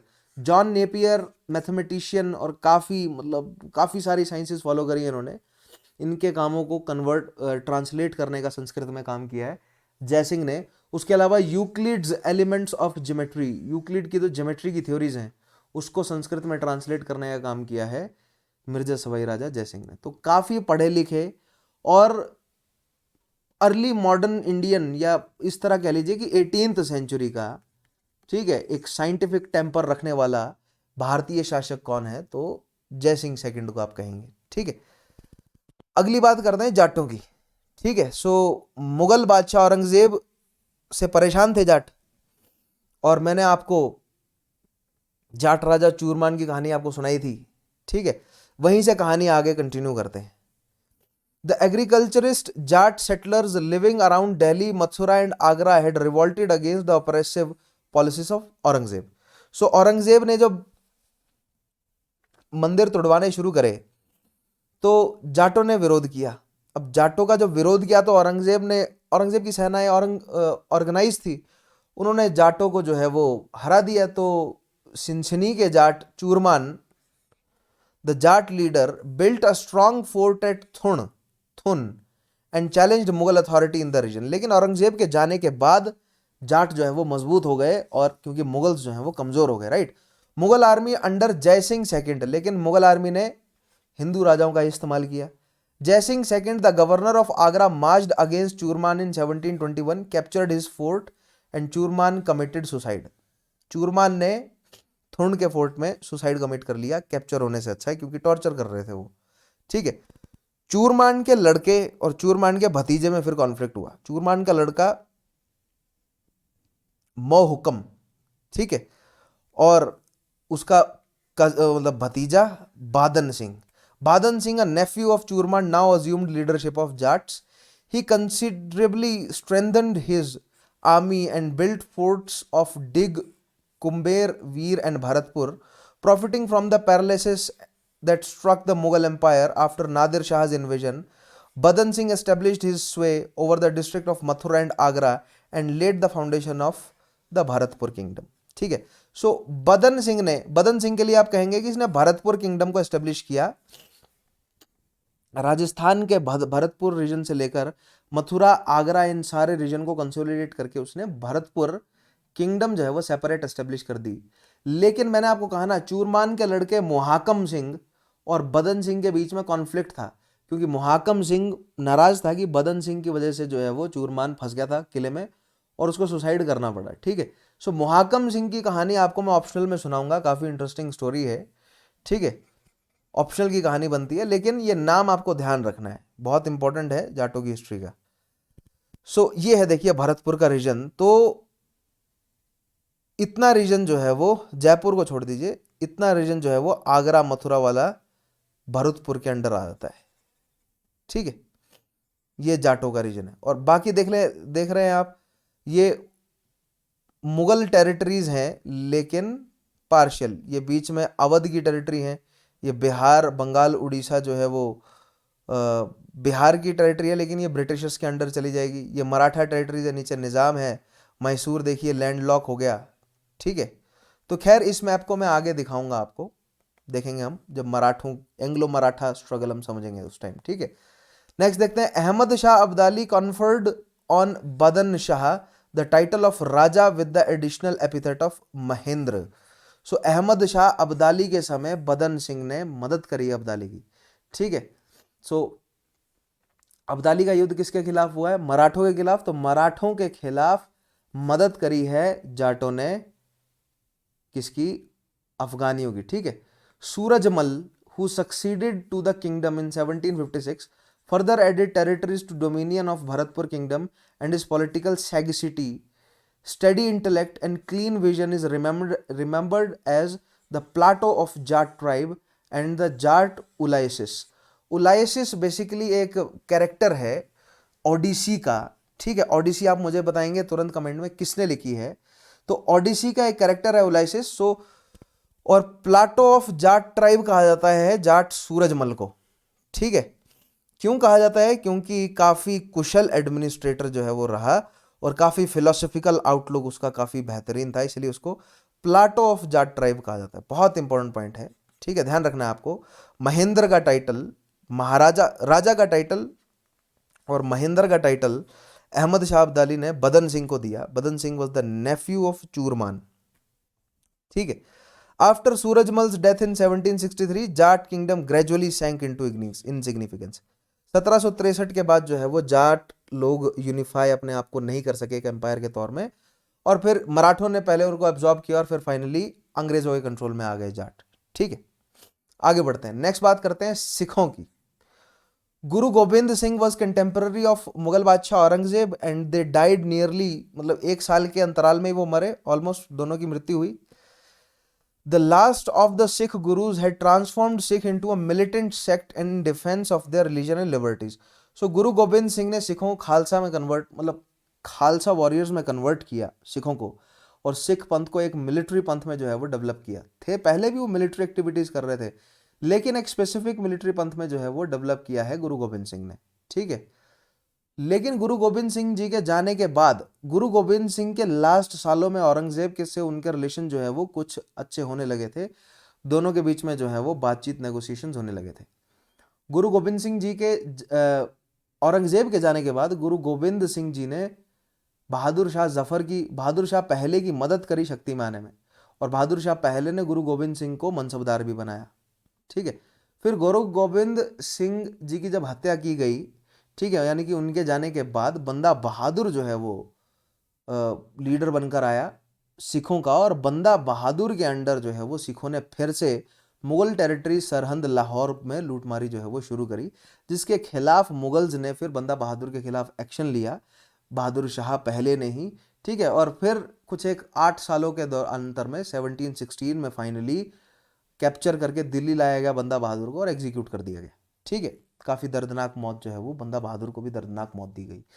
बंदा Bahadur who assumed leadership of Sikhs after the death of Guru Gobind Singh in 1708 waged a relentless struggle against Mughals for 8 years but he was captured. So बंदा बहादुर की कहानी जो है वो ऑप्शनल लेवल पर आपको detail में कराऊंगा कि बंदा बहादुर किस तरह पॉलिटिकल शक्ति में उभर रहा था। तो बहुत सारे जो है वो कंफ्यूजिंग पॉइंट्स हैं यहाँ पर। क्यों? क्योंकि जो रीजनल इतिहासकार हैं उन्होंने कुछ बातें बहुत बड़ा चढ़ा कर लिखी हैं, ठीक है। अब जैसे फॉर एग्जांपल बंदा बहादुर ने सरहंद को जब कंट्रोल में किया ना, तो वहाँ की बंदा बहादुर की सेनाओं ने वहाँ की आम जनता को मैसेकर किया है, ठीक है। ये बात मतलब फैक्चुअल बात है, ये मैसेकर किया है, ठीक है। इस बात का, उस मैसेकर का जवाब देने के लिए बंदा बहादुर और बंदा बहादुर के जो साथी हैं उनको ओपनली दिल्ली में एक एक करके 100 की संख्या में ओपनली जो है वो चौराहों पर एग्जीक्यूट किया गया, ठीक है। तो बेसिकली पॉलिटिकल स्टेटमेंट्स हैं ये, समझ रहे हैं आप, पॉलिटिकल मूव होता है ये। बंदा बहादुर ने सरहंद की जनता को मारा क्यों? पॉलिटिकल मूव था कि ये सिखों से डरे ये लोग, ठीक है। और फिर जो सिख सेना है बंदा बहादुर के अंडर, उनको 100-100 के ग्रुप में दिल्ली की सड़कों में पॉलिटिकल एग्जीक्यूट करने का मतलब क्या बनता है? स्टेटमेंट जारी हो रही है एक, ठीक है, कि रिबेलियन को जो है वो सहा नहीं जाएगा।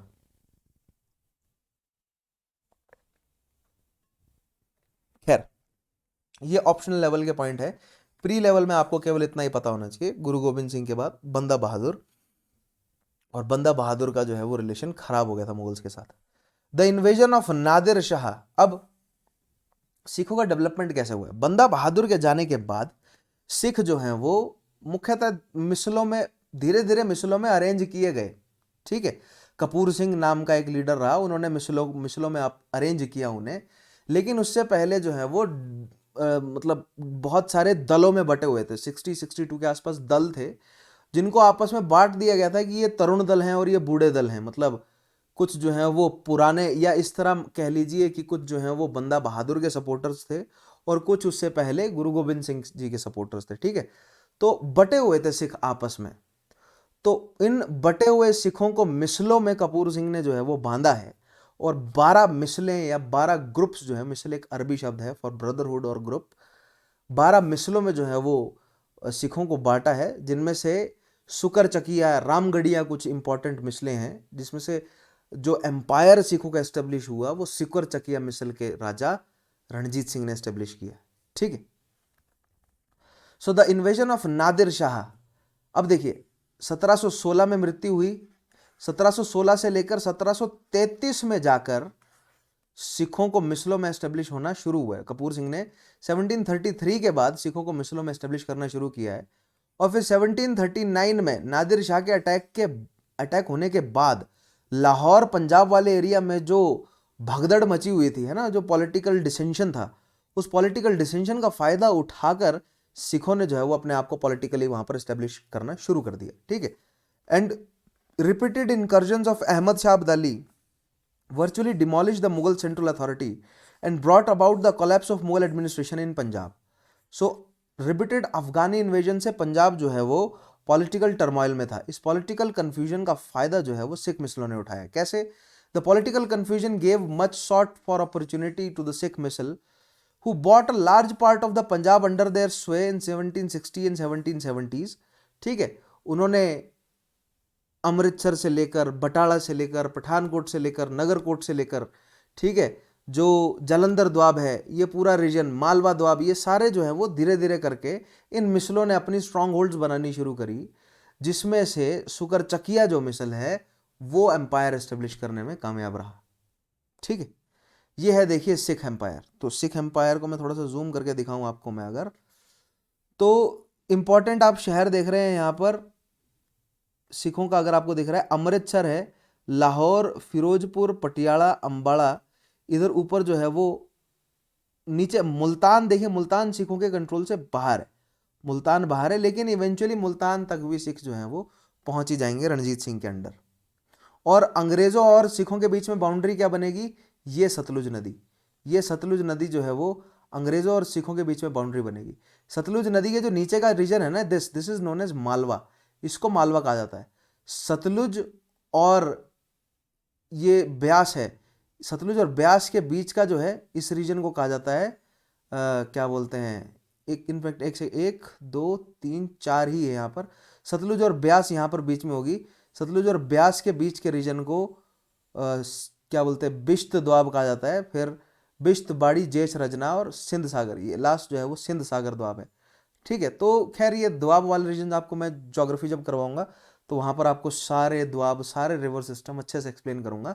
और फिर वहां पर देखिएगा, ज्योग्राफी को हिस्ट्री से जोड़कर आपको जब मैं GS1 के लिए ज्योग्राफी करवाऊंगा ना, वहां पर मैं आपको रीजन बाय रीजन, उस रीजन के आसपास, जैसे दक्षिण भारत में हम जब क्या बोलते हैं कृष्णा और तुंगभद्रा और गोदावरी और इन कावेरी और इन रिवर्स के जब सिस्टम को देख रहे होंगे तो उनसे रिलेटेड एम्पायर्स को हम स्टडी करेंगे।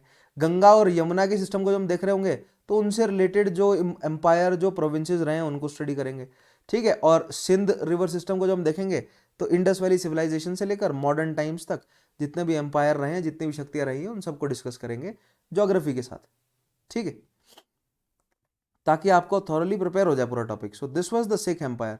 रिवर वाइज देखें आप तो मान के चलिए कि सिंध से लेकर जो इतना रीजन है, ठीक है, मतलब जो मालवा वाला रीजन है, ये पूरा जो है वो सिखों के कंट्रोल में है।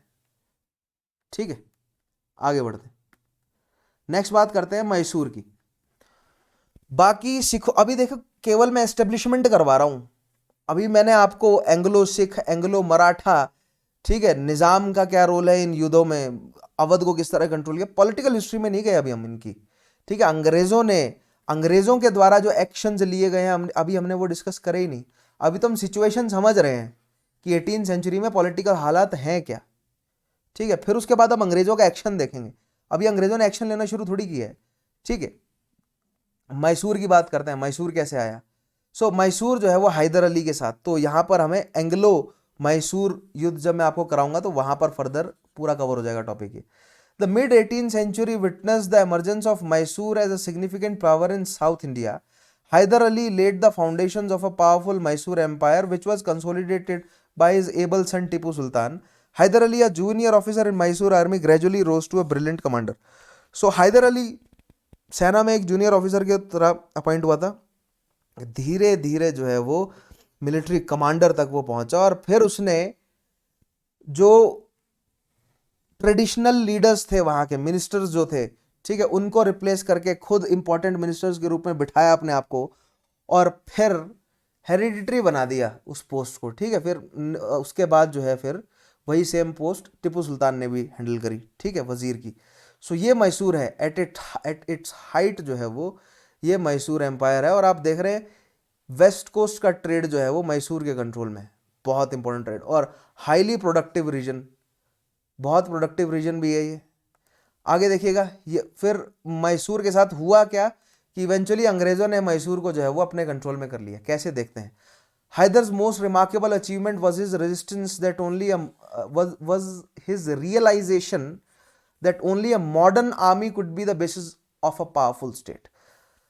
अब यहां पर हैदर अली को क्या श्रेय दिया जाता है कि पहली बार भारत में एक वेल एफिशिएंट वेस्टर्न तर्ज पर तैयार आर्मी जो है वो किसने एस्टेब्लिश करी है, हैदर अली ने।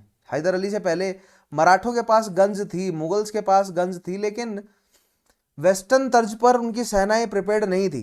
ठीक है, वो उस वेस्टर्न लेवल ऑफ डिसिप्लिन उनकी सेनाओं में नहीं था, जो कि हैदर अली ने एम्प्लॉय किया अपनी सेना में, right. Consequently he inducted French experts to set up an arsenal and train the troops along western lines. तो दिंदीगुल में आर्सनल उसने एस्टेब्लिश किया, किसने, हैदर अली ने, right. Soon after he was able to overthrow the real power behind the Mysore throne, the minister Nanjaraj. Nanjaraj को शक्ति से हटाया 1761 में, और मैसूर की जो है वो, मतलब शासक अलग है, मैसूर की रॉयल फैमिली अलग है, राइट, लेकिन मैसूर का एडमिनिस्ट्रेशन पूरा का पूरा जो है वो हाथ में किसके आ गया, हैदर अली के, 1761 के बाद। The boundaries of Mysore state thereby extended to include the rich coastal area of Canara and Malabar. Hyder clashed with other, अब देखिए कोस्ट लाइन आई है इसके हाथ में, ऑब्वियसली कॉन्फ्लिक्ट किससे होगा, ठीक है, कॉन्फ्लिक्ट जो है वो मराठों के साथ, निजाम के साथ, कर्नाटक के साथ, और यूरोपियन शक्तियों के साथ। यूरोपियंस में से किसका साथ ले रहा है ये, फ्रेंच का साथ ले रहा है, और फ्रेंच के नेचुरल दुश्मनी किसके साथ है, ब्रिटिशर्स के साथ है। दैट मीन्स ब्रिटिशर्स क्या करेंगे, त्रावणकोर, कर्नाटक, हैदराबाद और मराठे सबकी मदद करेंगे ब्रिटिशर्स, ठीक है। और इसी को कहा जाता है रिंग फेंस की नीति, घेरा डाल देते हैं वो, आस पड़ोस की सभी शक्तियों की मदद कर देते हैं, ठीक है। अंग्रेजों ने पेशवाओं के साथ भी, निजाम के साथ भी, और कर्नाटक के नवाब के साथ भी, सबके साथ जो है वो ट्रीटीज करी, किसके खिलाफ, हैदर अली के खिलाफ या मैसूर के खिलाफ, right. Hyder Ali clashed with other powers in region, the Marathas, Hyderabad and British. In 1769 he inflicted heavy defeat on British forces very close to Madras, right. पहली एंग्लो, ये अलग टॉपिक में आपको मैं कराऊंगा, अभी केवल बेसिक इंट्रोडक्शन जा रहा है हमारा, है ना। एंग्लो मैसूर युद्ध में आपको चारों करवाऊंगा, जिसमें पहले में हैदर अली जीत गया, ब्रिटिशर्स हार गए। With his death in 1782, Tipu became Sultan and extended his father's policies further. बात करते हैं टिपू की। Tipu engaged in expansionist attacks against his neighbors. he remained an implacable enemy of British East India Company, bringing them into renewed conflict with his attack on British allied Travancore in 1789। तो जब मैं आपको second और third, मतलब ये सारे ही करेंगे, वैसे तो ऐसा नहीं है कि किसी को छोड़ देंगे, हम चारों एंग्लो मैसूर वॉर करवाऊंगा।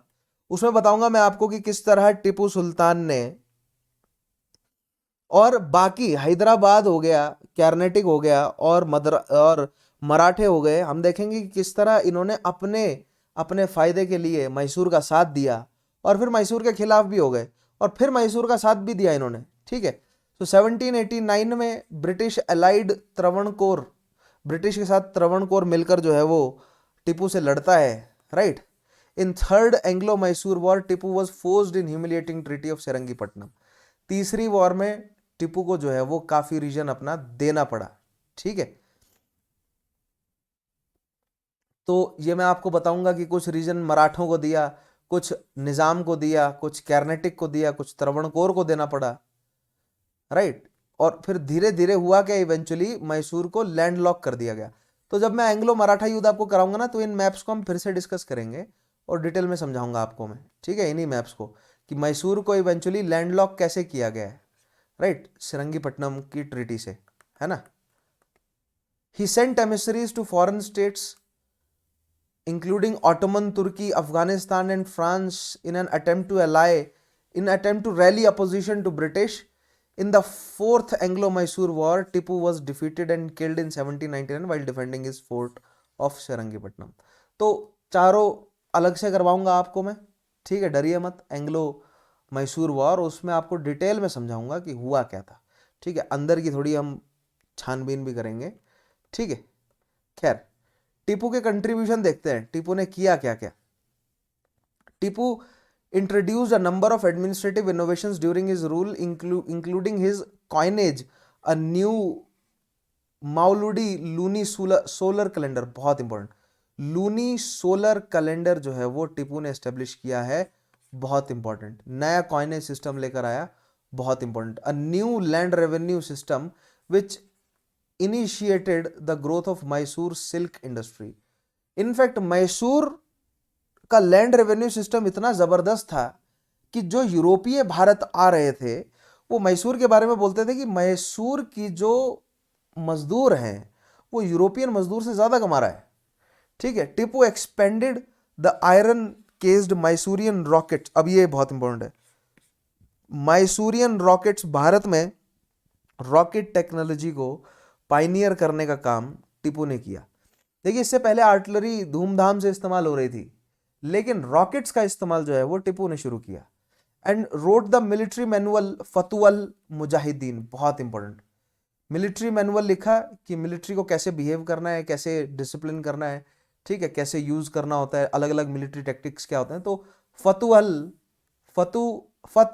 फतह उल मुजाहिदीन जो है वो फतह उल मुजाहिदीन है एक्चुअली ये, ठीक है, फतह उल मुजाहिदीन, राइट। ये किसने लिखी है, टीपू सुल्तान ने, ध्यान रखेंगे।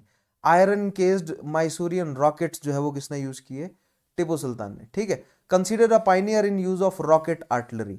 नेक्स्ट देखिएगा, he deployed rockets against the advances of British forces and their allies in 1792 and 1799 during the siege of Seringapatnam, but he was killed nevertheless.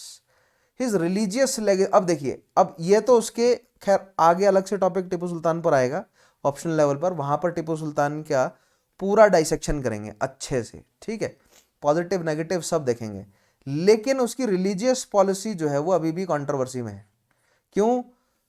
क्योंकि कुछ शक्तियां उसको मानती हैं कि वो गाजी है, प्रोटेक्टर ऑफ इस्लाम है, और कुछ शक्तियां वो मानती है कि वो फनेटिक था, उसने कन्वर्जन्स करवाए हैं, जो कि उसने करवाए भी हैं, ठीक है। His religious legacy has become a source of considerable controversy in the subcontinent.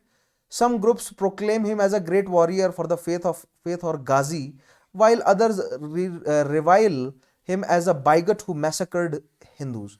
So definitely हिंदुओं को मारा भी गया उसके शासन में, लेकिन ऐसा नहीं है। देखिए ना, पॉलिटिकल मूव है, क्योंकि हम उसी की कोर्ट में इंपॉर्टेंट हिंदू जो है वो कोर्टियर्स भी पाएंगे। हम देखेंगे कि वो अपनी ही कैपिटल में सरस्वती की मूर्ति भी लगवा रहा है, ठीक है। However, he made numerous charities and endowments to several Hindus and Hindu institutions. ठीक है, example, constructed the idol of goddess Sharada in Sringeri temple. Sringeri तो टेम्पल रिकंस्ट्रक्शन का काम भी करवा रहा है वो. ठीक है, मतलब हिंदुओं की तरफ जो है वो पॉजिटिव आउटलुक भी रख रहा है. दूसरी साइड वो कन्वर्जन्स भी करवा रहा है ताकि मुस्लिम पॉपुलेशन भी जो है वो उसके साथ जुड़ी रहे, क्योंकि ऑटोमन तुर्कियों का साथ चाहिए उसे अंग्रेजों के खिलाफ. ठीक है, तो समझ रहे हैं, पॉलिटिकल मूव्स होते हैं ये सारे, पॉलिटिकल मूव्स होते हैं, बादशाहों को या सुल्तानों को लेने पड़ते हैं ताकि वो अपने रीजन की पॉलिटिक्स, इंटरनेशनल सपोर्ट, काफ़ी सारे कारण हो सकते हैं. ठीक है, तो कन्वर्जन करवाना, मंदिर तोड़वाना, मैसेकर करवाना, ठीक है, डोनेशंस देना, मंदिर बनवाना, मस्जिदें और मंदिर एक साथ बनवाना, ये सब पॉलिटिकल मूव्स हैं. He granted several villages to Hindus for building up Hindu temples, मठ in the territory. देख रहे हैं आप, एक जगह पर उसने हिंदुओं को मरवाया, एक जगह पर उसने हिंदुओं के जबरदस्ती फोर्सफुली कन्वर्जन्स भी करवाए, दूसरी जगह वो हिंदुओं को ज़मीनें भी दे रहा है दान में. ठीक है, अपर क्लास हिंदू ब्राह्मणों को ज़मीनें दे रहा है दान में वो, ताकि अपर क्लास हिंदुओं का सपोर्ट जो है वो उसके पास रहे. ठीक है, और जो केरला के त्रावणकोर के जो ट्राइबल लोग हैं, ट्राइबल हिंदू हैं, उनको फोर्सफुली कन्वर्ट कर रहा है इस्लाम में. देख रहे हैं आप. He also granted permission for the construction of mosque on the side of Hindu temple. So Hindu temple और मस्जिदें साथ एक एक मतलब दीवारों के साथ जुड़ी हों, ऐसा जो है वो टिप्पू सुल्तान ने इजाज़त दी है, फरमान दिया है इनफैक्ट. ठीक है, in addition to that Tipu also granted life pension to some acharyas. Upper class हिंदुओं को अपने साथ जोड़ने का काम, आचार्यों को लाइफ पेंशन देना. And to pagodas presenting different articles for temples and religious places. और अपर क्लास हिंदू टेम्पल्स वगैरह को जो है वो डोनेशंस देना. तो देख रहे हैं आप, हिंदुओं में अपर क्लास को जोड़कर रख रहा है, क्षत्रिय वर्ग को जोड़कर रख रहा है, और जो ट्राइबल है, राइट, जो मतलब जो जो कि कंसर्न्ड पार्टी नहीं है, मतलब सोसाइटी का कंसर्न्ड हिस्सा नहीं है, जो ट्राइबल लोग हैं, उनको फोर्सफुली कन्वर्ट कर रहा है इस्लाम में. राइट, लास्ट बात करते हैं मराठों की. Perhaps the most formidable challenge to Mughal authority both in Deccan and the north came from Marathas. Maratha सबसे बड़ी समस्या बने उनकी. कैसे? Under the capable leadership of Peshwas, the Marathas uprooted Mughal authority from Malwa and Gujarat, extended their sway over Rajputana in 1730s, and made a determined bid to fill the political vacuum caused by disintegration of Mughal Empire. So 1730s में या उससे पहले, ठीक है, देखिए ये एक second यहां पर मैप होगा. हाँ, इस रीजन से मराठाओं ने ग्रो करना शुरू किया. ठीक है, गुजरात, मालवा, बुंदेलखंड वाला रीजन कैप्चर किया. फिर उसके बाद गोंडवाना और उड़ीसा तक का रीजन कैप्चर किया. राजपूतों को अपना पॉलिटिकल जो है वो गुलाम बनाया, यानी कि अपने कंट्रोल में लेकर आए.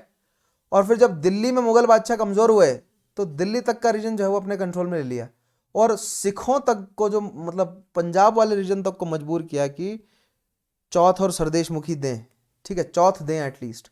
राइट, सो देखिए, गायकवाड़, भोंसले, पेशवाज ऑफ पुणे, उसके अलावा सिसोदिया ऑफ ग्वालियर, राजपूतों को वैसल बनाया. राइट, और सिखों तक जो है वो उन्होंने मतलब सिखों तक को वैसल बनाया, राजपूतों को इंक्लूडेड. दिल्ली, रोहेल, और ये देखिए बुंदेलखंड है, मालवा यहाँ पर लिखा ही हुआ है, देख रहे हैं आप. बेराड वाले रीजन को, उड़ीसा को अपने कंट्रोल में लिया. ये तो है ही उनके कंट्रोल में इतना रीजन. राइट, और ये एक थोड़ा सा ना मतलब बहुत बढ़ा चढ़ा कर मैप दिया गया, इतना नहीं है कि सिंध रिवर तक जो है वो डायरेक्ट एडमिनिस्ट्रेटिव कंट्रोल जो है वो सतलुज के ऊपर कभी नहीं गया मराठों का, डायरेक्ट एडमिनिस्ट्रेटिव कंट्रोल. लेकिन हाँ, पंजाब वाले रीजन से उन्होंने कुछ समय तक चौथ जरूर रिसीव किया है, लेकिन कुछ समय तक, ज़्यादा नहीं. ठीक है, आगे बढ़ते हैं. The Maratha position swiftly improved and at one stage in 1750s they seem to have established their claim as chief inheritors of Mughal dominion till their authority was challenged by Ahmad Shah Abdali in Third Battle of Panipat. So Third Battle of Panipat 1761 से पहले पहले Mughal dominions पर जो है वो मराठों ने अपना कंट्रोल कर लिया था. लेकिन समस्या पता क्या है? समस्या ये है, समस्या है मराठा एडमिनिस्ट्रेशन में, मराठा एडमिनिस्ट्रेशन कुछ ज्यादा मतलब समझ रहे, एफिशिएंट नहीं था, बहुत वेग था, बहुत ज्यादा वेग, क्योंकि बहुत ज्यादा फ्यूडल सिस्टम था इनका, बहुत ज्यादा, मतलब जो लोकल चीफ्स हैं, क्योंकि कन्फेडरेसी था तो फ्यूडल सा सिस्टम था इनका, right.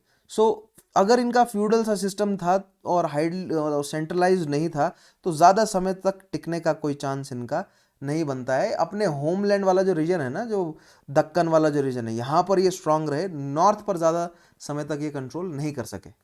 The Marathas quickly recovered from the reverses suffered at Panipat and offered the most formidable challenge to the East India Company in the struggle for political supremacy।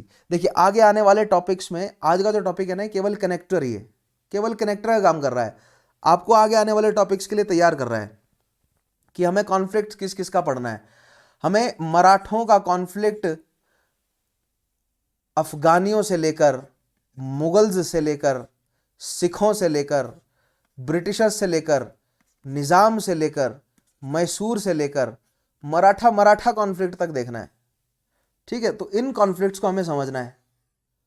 उसके अलावा British policy of assertion जब हम समझेंगे तो Britishers ने किस तरह Anglo Maratha युद्ध हम देखेंगे, एंग्लो मैसूर देखेंगे, ठीक है, कर्नाटिक की वॉर देखेंगे, उसके अलावा अफगानियों के साथ अंग्रेजों का रिलेशन है। तो आज का जो टॉपिक है ना, ये आपको, अगर आपने आज का टॉपिक अच्छे से समझ लिया तो आगे आने वाले टॉपिक्स के लिए आपका जो है वो कॉन्सेप्ट तैयार होगा कि हाँ किसने कहाँ पर एक्सपेंड किया था। तो ऑब्वियस हो जाएगा आपको समझना कि अच्छा ये अगर लड़ रहे हैं आपस में तो पुरानी हिस्ट्री इनकी है, ठीक है। सो आज का टॉपिक होता है हमारा यहाँ पर खत्म, जिसमें हमने प्रोविंशियल शक्तियों को बढ़ते हुए देखा, हैदराबाद से लेकर, अवध से लेकर, बंगाल से लेकर, मैसूर से लेकर मराठों तक, ठीक है। इन सब को जो है वो डेवलप होते हुए हमने देखा, क्यों हुए डेवलप, कैसे हुए डेवलप। अब हम आगे नेक्स्ट टॉपिक में बढ़ेंगे तो अंग्रेजों ने अब क्या छेड़छाड़ करनी शुरू करी, तो अब हम ब्रिटिशर्स को लाएंगे अपने गेम में, राइट। अच्छा एक और चीज रह गई, अब नॉर्थ वेस्ट फ्रंटियर से इन्वेजन होने रह गए, है ना। सो नादिर शाह और अब्दाली के इन्वेजन प्लस पानीपत की तीसरी लड़ाई, ये तीन चीजें जो है वो अब हमें एक टॉपिक में समझनी है। उसके बाद मैं अंग्रेजों को ले आऊंगा, ठीक है। इस टॉपिक की पीडीएफ आपको कहां से मिलेगी, आप लोग जानते हैं, मेरे टेलीग्राम चैनल चौहान_सर_हिस्ट्री। और 10% का अगर आप डिस्काउंट चाहते हैं किसी भी कोर्स पर, सो डेफिनेटली आप मेरा कोड यूज करेंगे, दैट इज चौहान_सर_हिस्ट्री। इस वीडियो को लाइक कीजिएगा, शेयर कीजिएगा अपने सोशल मीडिया प्लेटफॉर्म्स पर। चैनल सब्सक्राइब नहीं किया तो चैनल को सब्सक्राइब जरूर करें, ठीक है। खत्म करता हूं आज का मैं ये सेशन, मिलता हूं आपसे अगले सेशन में, तब तक के लिए अपना ध्यान रखिएगा। Take care, have a nice day.